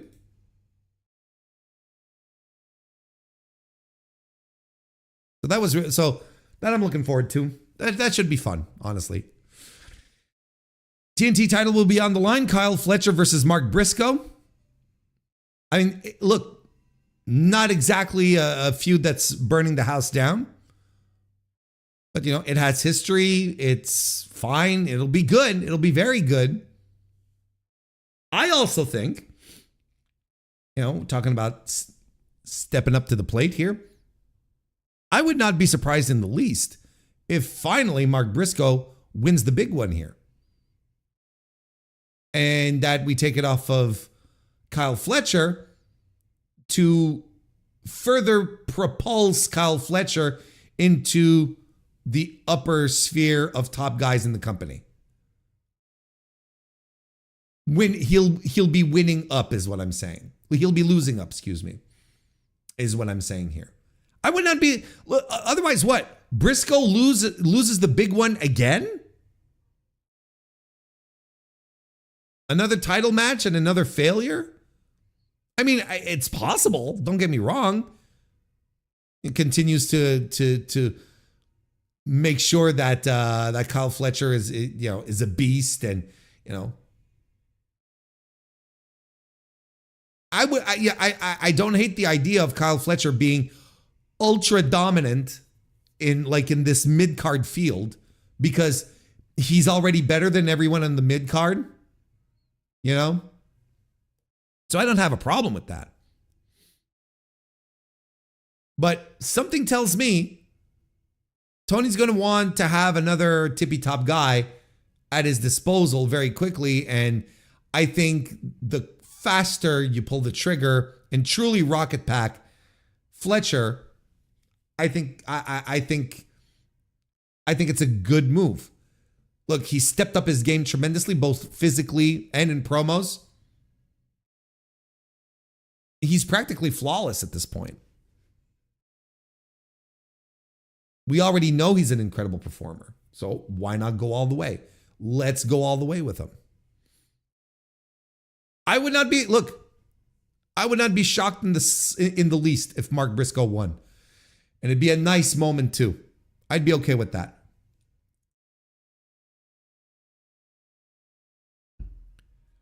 Brodito will be defending the AEW World Tag Team titles against Kazuchika Okada and Konosuke Takeshita, who don't get along. This has been brewing for a long time, and I think they are going to continue to not get along right into the Continental Classic. I still think that's an awesome path for them. Takeshita will be showing up with the IWGP World Heavyweight Championship this week as well, just to stick it in the craw of Kazuchika Okada, I guess. And look, I think Brodito retain here. I think there's an argument to be made for these two guys to become world champions, tag team champions, I should say. Takeshita and Okada, and then have just like a bunch of belts between the two of them. But at the same time, do we want tag team champions that don't get along? Do we want to do that old tired trope of pro wrestling?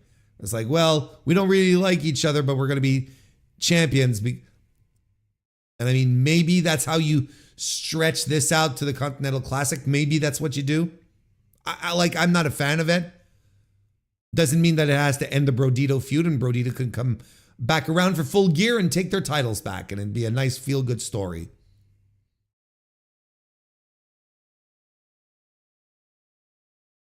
I'd keep them on Brodito personally, so that Brodito can have a match, let's say with FTR or other interesting tag teams on the way. Like Adam Priest and the Dynamite Kid. Where have these two been? Huh? Tony?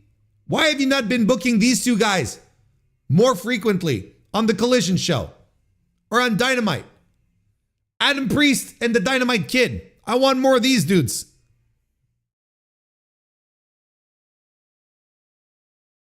If you ask me, Brodito is going to keep the titles here. I mean, there's really two storytelling paths here you can take. You can have the Don Callis guys just dripping in gold, but don't get along. And then that leads them to losing the titles, which creates more friction between the two of them, leading into the Continental Classic. And maybe then Brodito can get their titles back. Or, FTR. And then you have Brodito versus FTR. And Brodito being the challenger. I don't know. Dino 210 will be taking on the Young Bucks. The return of Jurassic Express has been a little weird. It's not for me. It's not a tag team I necessarily have fond memories of. It's not something that I was excited to see come back, or I wasn't missing them. They don't bother me either. It's I know there's some people who are very vehemently opposed to the Luchasaurus and the Jack Perry being back together. Me, I'm like, it's all right. It's okay. It's more indifference than anything else. Because, I don't know if people remember, but Jurassic Express did have that run with the titles, but for the longest time, like, these guys lost every match they were in. they lost every match. Unless it was like truly against enhancement talent. They were losers. They just lose. I don't know. It's not all that exciting. I don't know. Not all that exciting.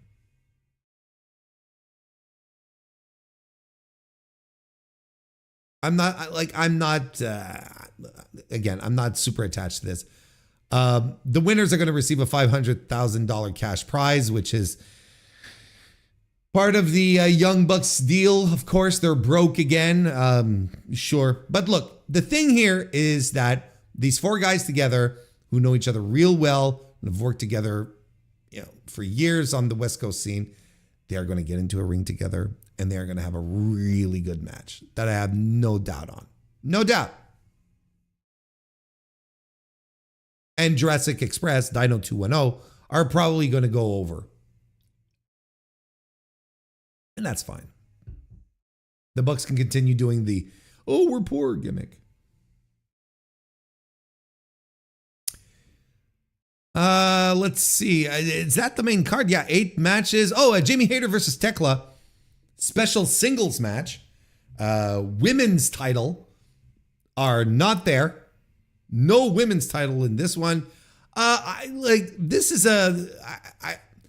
a cold match. I think they could have warmed it up a little more. That's the extent of it. I don't have many more thoughts. I'm looking forward to it. I'm sure it's going to be physical and hard hitting. These are two wild wrestlers. Both have roots in Japan. Like, it should be a good physical fight. I think they're going to have to work extra hard to win the crowd over, really. But I think they'll be able to. I think this might be one of these matches where the crowd is a little, I wouldn't say quiet, but not, let's say, extroverted. How about that? But by the time this match ends, it could just be, they could be tearing the house down and just having a barn burner for the ages, which I kind of look forward to. So there you go. Jamie Hayter, Tekla. I don't know what else to add there. It's been kind of, it's been a nothing build. So I don't know what to say here. And then Mercedes Moné is also supposed to be on the card. She said on Dynamite that she was going to show up. She did not. She absolutely, it was implied that she was not wrestling. I don't think she will be wrestling. She said she'll be coming in to celebrate because, of course, now she's matched Ultimo Dragon's 10-belt collector gimmick thing.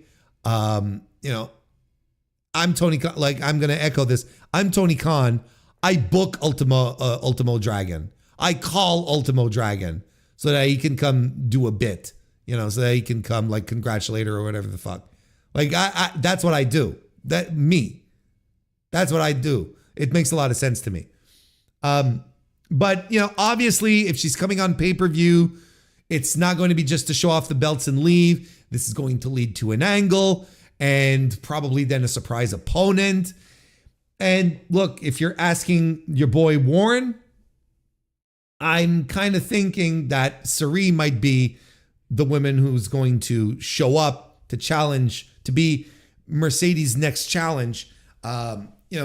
Sari came in not that long ago to do a couple of shots in Ring of Honor. And I'm like, they did not bring Sari in just to do Ring of Honor, did they? Like I'm like, no, that can't be right. They didn't fly her in just to do a Ring of Honor taping and then fly her home. That can't be right. And then in the meantime, she drops the IWGP World Women's title at King of Pro Wrestling. And from all accounts, from what I'm understanding from those in the know, she is apparently done with Stardom. You know, she's a freelancer. She wasn't signed to Stardom, but she had a deal with them for a few months where she'd work some shows. She'd work the 5-star. And from what I understand, she's done. And she's got nothing planned. She's got nothing on the books. There's no Surrealism show coming up soon. So, I'm kind of wondering if her dropping the IWGP World title was a mistake or not. And I would argue that it was not a coincidence. And look, I would not be surprised if that be it. And I will be extremely excited for that match. That's how you get Warren Hayes invested in your matches. You bring in a legitimate ass kicker from Japan to fight, you know, arguably the best women's wrestler in North America right now. I'm super into it. Like I'm super duper into it. And I've been into everything that Mercedes has been doing. Like she's cool. That's the, like, I think it's the best definition that you could stick with her. She's cool. She goes around places. She travels across the world. She goes and she works. She works the TV in the United States on AEW. She goes and works in front of 16,000 people in Mexico City. Then she goes and works little indies in fucking Norway in promotions you've never heard of. That's fucking cool. And I still don't understand. I have very, very trouble understanding folks who have an issue with that. It's the kind, and on top of that, it's a woman who's doing this. It's usually a dude that we're all going to that's going to do this kind of stuff, who's going to go around, and then we get behind, you know, like Mystico, right? You got Mystico doing pretty much that. You know, he comes in and he does shots for AEW, and then he works fucking MLW, and then he's doing Arena Mexico every week, and you know, and then it's like. And then we're going to praise Mystico for doing all this stuff. And for some reason, Mercedes Moné is doing pretty much that and more, and has been nonstop doing this. And somehow this is a bad thing. Somehow this is awful. That we're establishing a true to form superstar, particularly doing it outside of the scope of World Wrestling Entertainment. I'm befuddled. I don't understand. It's tremendous. And they're going to be talking about this for years. And if she had here's the other thing, is if she'd be going around doing these shows and having stinkers, having little poo-poo babies in this, you know, in these matches, you know, shot after shot, then we'd all be sitting here going, who cares? She stinks. But on top of that, she's great. On top of that, her matches are tremendous. So what do you want?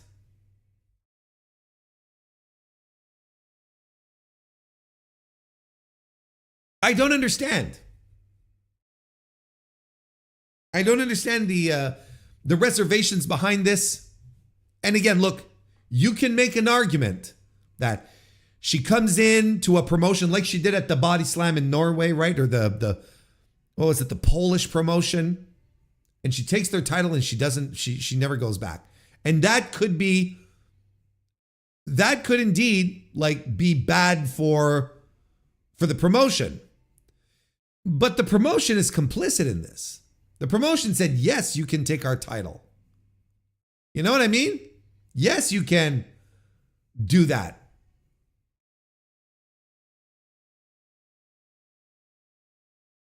It's not as if she comes in and this is one of her conditions. She walks up to the promoter 10 minutes before the match and say, oh, by the way, I have to win your title or else I'm not wrestling. Like, people don't understand how any of this works. Anyway, all I hope is that her next opponent, whoever the surprise is, like, it hasn't been announced as such, right? But we're wrestling fans. We understand how this game works. I hope that her next opponent, whoever they may be, is cool. I hope it's a cool opponent, because if it's, no disrespect, if it's Queen Aminata, I'll be satisfied. Queen Aminata is very cool, but I'll be disappointed because I'll be expecting a surprise. I'll be expecting something bigger. Sari would fucking rock. Jesus. Ooh, ooh, ooh.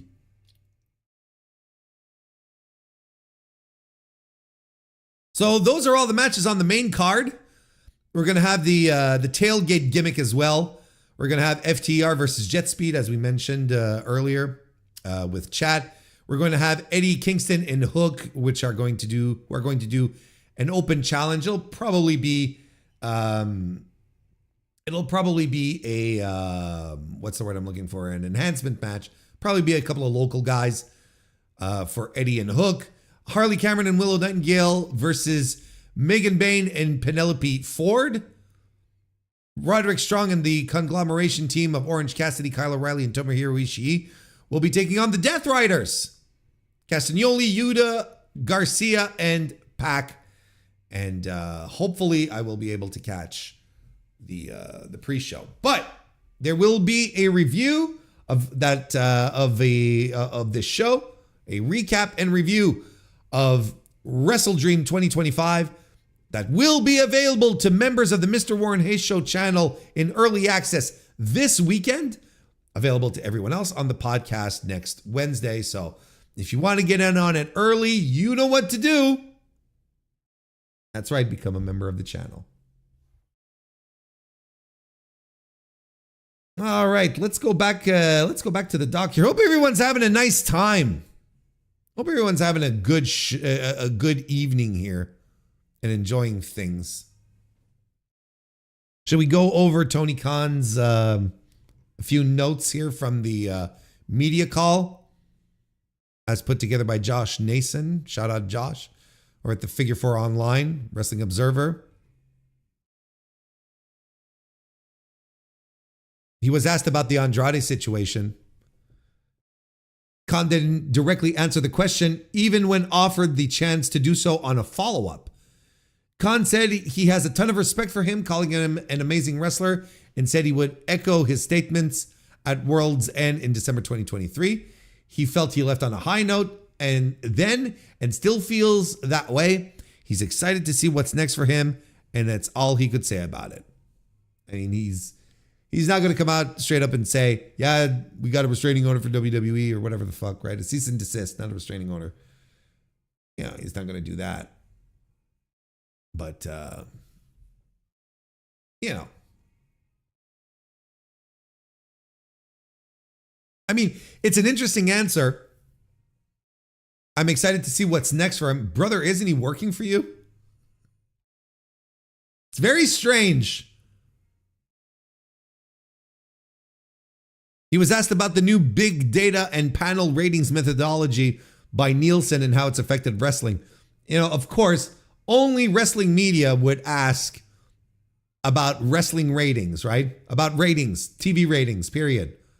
Do you realize how fucking ingrained into wrestling discourse and culture online ratings discussion is, all because of something that happened in the mid-90s, 30 fucking years ago? Do you all realize how deep this is, how deep this goes? That we're still like looking to ratings and people are panicking because like, oh, we don't know we're going to cover this anymore. It's like, then stop.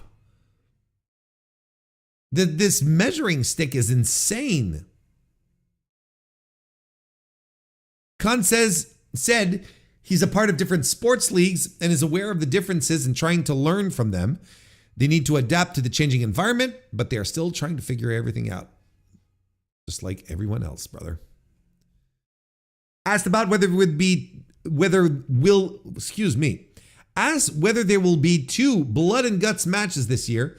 He thinks they are heading toward both the men and the women doing just that. He didn't directly say the Greensboro, North Carolina show in November will host 2 such matches, but he certainly seemed to hint at it. Asked about Ibushi following his injury last week, Khan said the injury was devastating for many reasons. He was planned for WrestleDream, and they had to make changes accordingly. He is looking forward to having him back if and when he is able. He added that sitting with Kenny Omega and Ibushi together at the Daily's Place office last week was a dream come true. On Strickland, Khan says he hopes he can come back relatively soon, and based on conversations he had as recently as today, he's on a good pace and sooner than later. I'd say it'd be safe to say he'll be back by the end of the year. Khan says he has undeniably changed things for Saturday, but expects WrestleDream to be an excellent show. He is making changes and going to try some things. Oh boy. Ibushi was one of the things that necessitated a change. Excuse me. And also address these rumors about interest in an AEW developmental / training facility.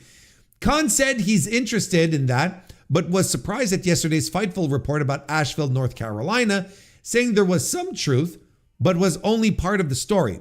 He played it off as kayfabe, saying he would be interested in FTR, Adam Copeland, and Christian Cage could all make amends. He confirmed there were talks about such a place, but those issues would need to be figured out first. I think that was a very good idea for them to have a training facility. I really do. I think AEW could absolutely benefit from that. I think it'd be better if their talent could actually work shows, like actually get some legit reps in, as opposed to, doing front face lock class and shit like that. There's nothing like actually going into it and doing it. Like, what would AEW's training facility do different than the Performance Center does right now? And we oftentimes talk about how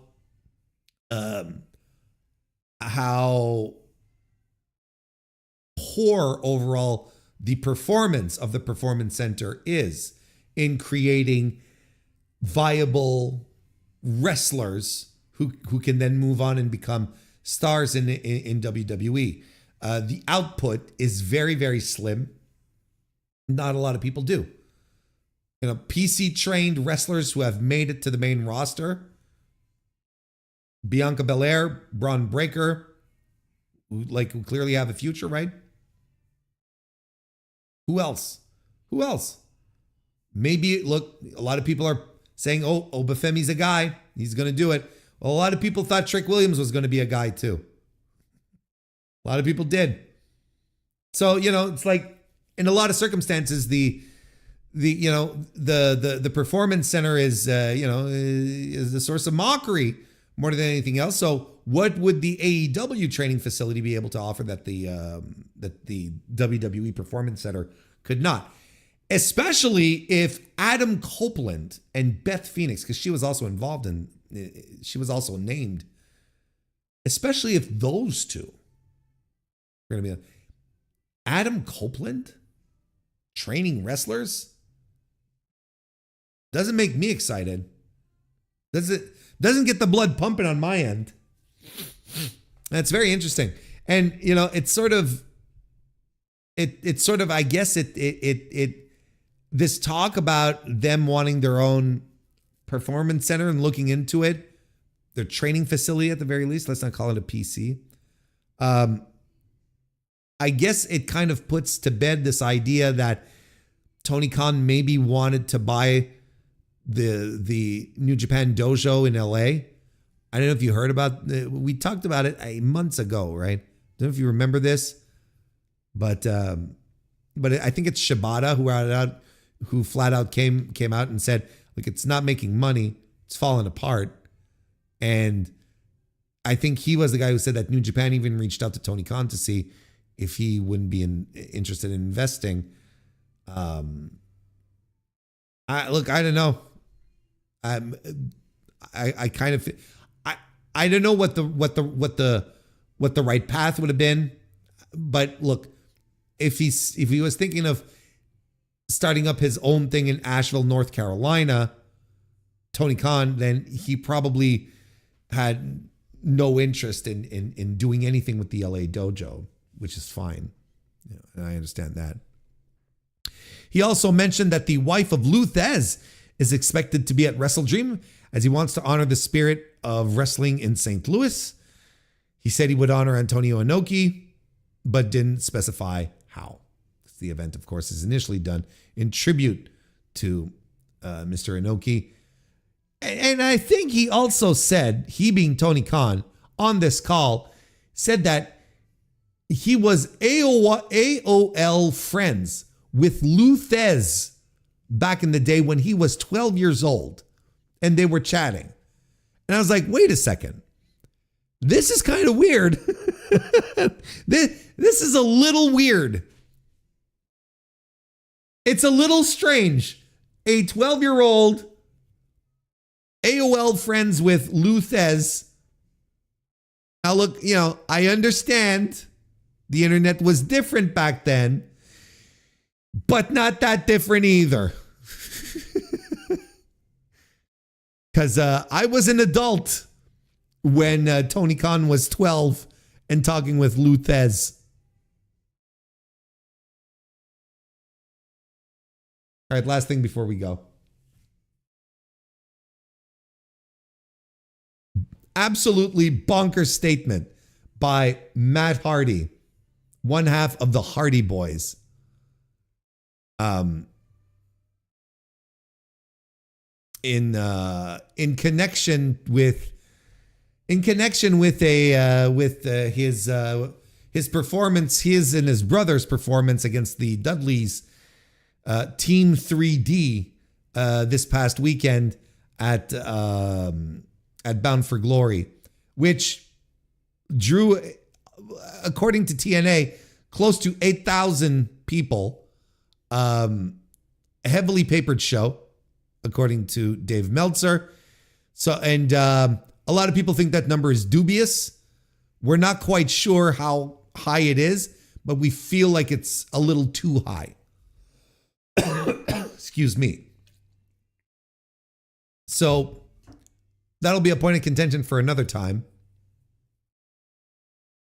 This thing here, though, this post from Matt Hardy, though, coming after the retirement match, is kind of insane. And I'm going to read it out to begin with. And this is in response to a Twitter user, right, who posted something to the effect of great call, to the effect that who really liked the match, right? This was a very positive tweet that this Twitter user sent out. Very positive message saying something to the effect of congratulations to both teams. With the finish, the finish was kind of like HBK Flair, very reminiscent of that. Incredible storytelling, something like storytelling in all caps type of thing, and was very, very excited about that. And Matt Hardy found this tweet.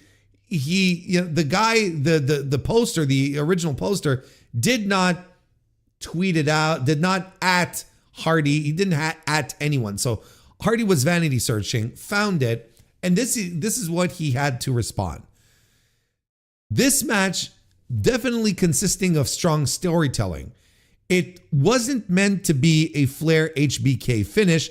It had our own personal spin on it. Not to be disrespectful towards the rest of the amazing roster on the show, but this is the match that set the new attendance record. People cared about the Hardy-Dudley rivalry. It doesn't matter what internet nobodies say on social media. The Hardy Boys sell tickets in 2025. The Hardys Dudley match at Bound for Glory 2025 reminds me of the final deletion from 2016. It's initially going to be polarizing, and people will either love it or hate it. As time passes, people will look back at this match as a master class performed by 4 30-year plus grizzled vets. This match was historic and special. I'm proud of myself, Jeff, Bubba, Ray, and Devon for making magic together one final time. Thank you for the opportunity and platform, TNA. I saved you all the ats because there's no way I was saying at Bully Ray 5150.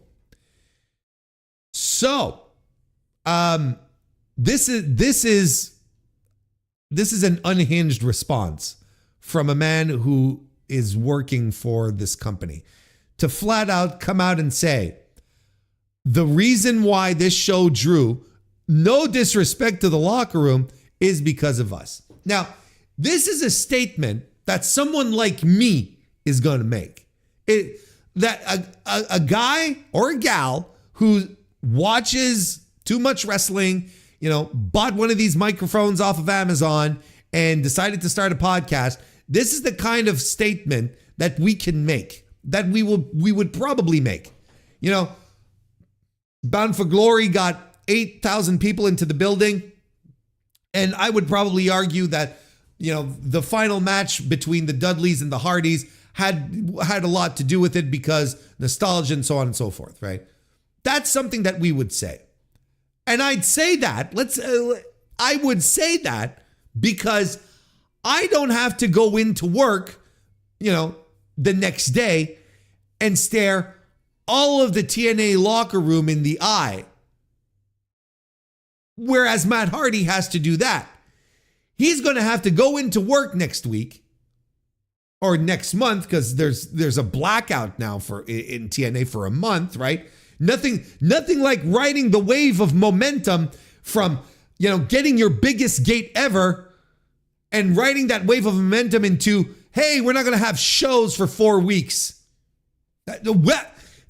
Never change, TNA. Jesus Christ, never change. Nonetheless, back on topic. Matt Hardy is going to have to get back into that locker room and stare all of these people in the eye. After burying his entire locker room, after saying, no disrespect, but no one came to that building caring about what you had to do. No one cared about you, Mike Santana, winning the TNA championship. No one cared about, the High Flyers. No one else. Nothing else mattered here. Kalani, Indy, sorry to say, they care. People came because of us.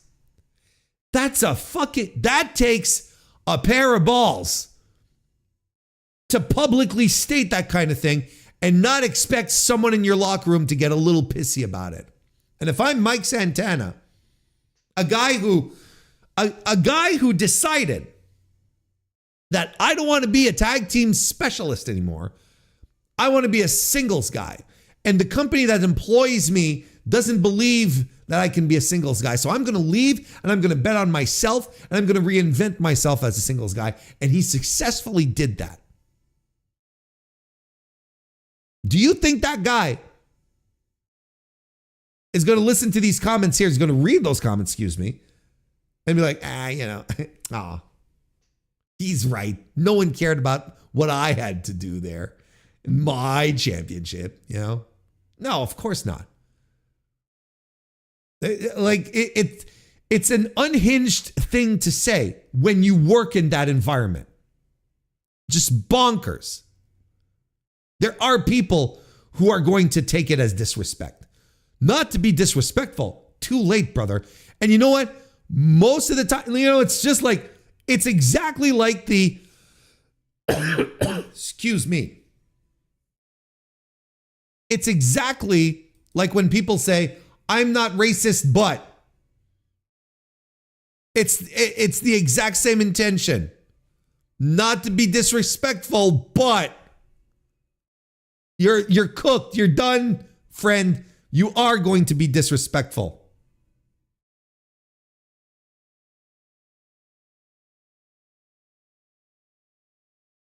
Doesn't matter what the internet nobodies say on social media. Let me tell you. The internet nobodies, right? They're all irrelevant. Dave Meltzer. Irrelevant. Just an old coot. No one listens to Dave anymore. He's unserious. And yet, the internet nobodies take up such a big chunk of one's mind space. You see it over and over again with all of these wrestlers.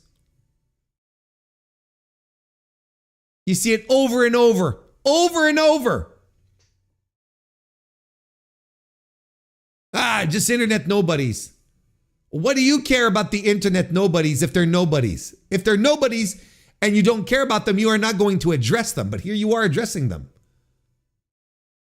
So they can't be all that a bunch of nobodies if you are deciding to formulate opinions to try and disprove what they are saying directly. No matter what these nobodies say, the Hardy Boys sell tickets in 2025. Brother, you know,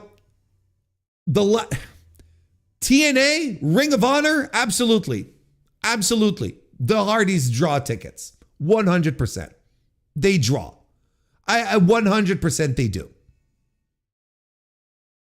Observable, quantifiable.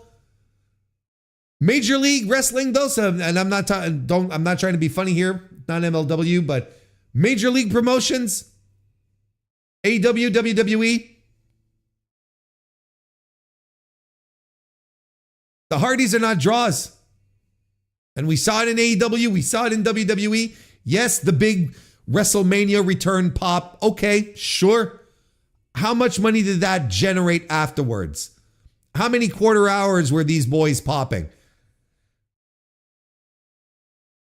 We got to pump, like, it's kind of embarrassing at this point. The Hardy Boys sell tickets in 2025. You put 8,000 people in the building. Let's say, let's for the sake of your argument, okay? You put 8,000 people in the building based on the idea that you and your generational rivals are going to have one more match. A match that you already had. Like, what? 2000, like 15 years ago? Something like that? You've already had this final match. You're just doing it again. You're running it again because, you know, you're all out of ideas.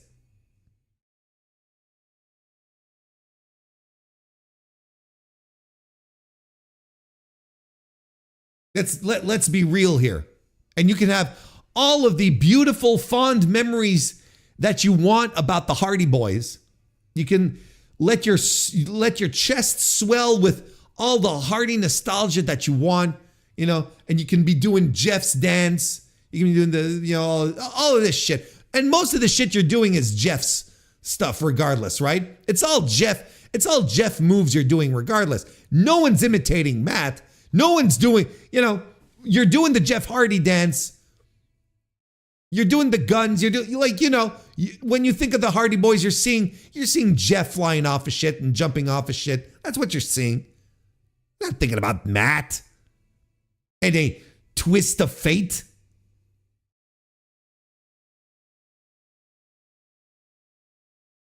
Like, and then calling the whole thing a masterclass. Look, I haven't seen the match. I can't comment on it. I haven't seen the match. But from what I understand, this was no masterclass. This was no masterclass. It's all like this message reads like it's destined for someone.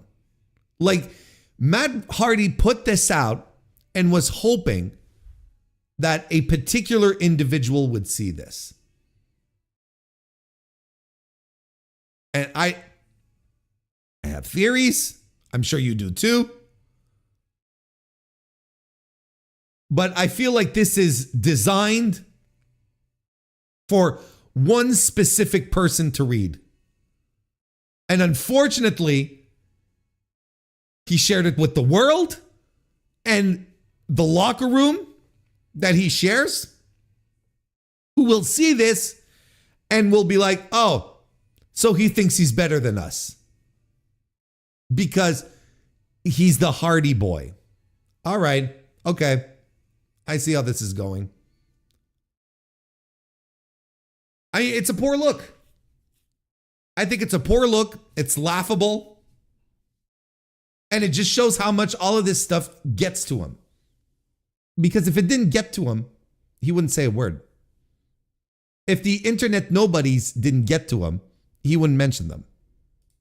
If he wasn't concerned with the drawing power of the Hardy Boys, he wouldn't mention it. Just as simple as that. He would not bring any of this up. But he's gotten to by someone or someone's, but this was directed at one person in particular, I would believe. And we'll let you speculate as to who you think it is. You can say whatever you want after you say, with all due respect. That is that is a great line from Talladega Nights, isn't it? That is a tremendous line and also true. With all due respect, you're a piece of shit. See? Not you specifically, Fred. You know, the general you. The overall you. Not you, particularly you.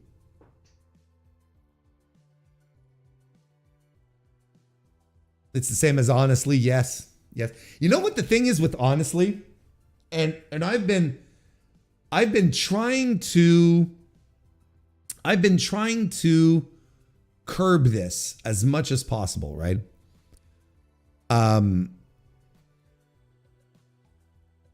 Anyone, like someone who starts a sentence saying honestly and then says their thing, I'm like, well, yeah, like the fact that you have to underscore what you're saying is honest makes me doubt all the times that you say something without prefacing it by saying honestly.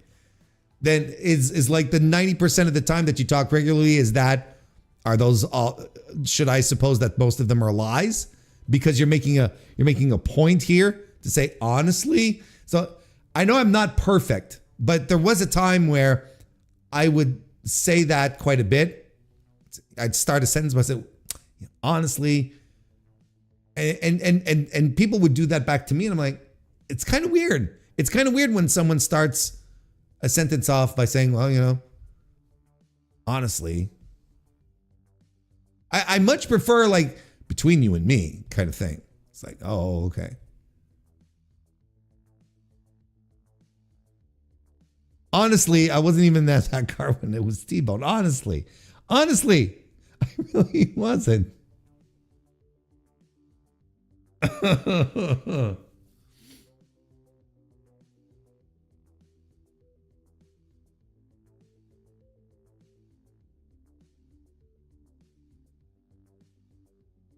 All right, we are going to a video time. Listen, I think it's the video you shared in the Discord, right? I think I'll hang on to that one, and maybe put it on next time. Like my energy level is it's been dropping, but I did want, you know, through the Hardy Boys stuff, I did want to talk about it. But look, I'll save it for next time, Fred. But my levels of energy are dropping right now. I got to go get rid of this cold again. Thank you, everyone, though, for joining me this evening. Hope you had a lovely time. I did, as I did for sure. I did for sure. Honestly, I did. Don't forget don't forget that we will be back on Monday for another stream. This weekend, I will have the All Out review. which will be available, not the All Out review, the WrestleDream review, that will be available for members of the Mr. Warren Hayes show in early access. So become a member if you want that. That's right, no sneezing fits. Good. Clearing out my nose before coming on did the trick. That's right. That's right. That was awesome. I pats on the back for myself on that one. So that's it. So become a member of the channel if maybe you'll get to see some sneezing fits from just members only. There you go. Thank you again for hanging out tonight. Hope you have a great rest of your week and a fantastic weekend. Enjoy WrestleDream. If you're going to be watching that, go watch. Otherwise, go watch some Randy Orton and get back to me, right? I'll see you next time.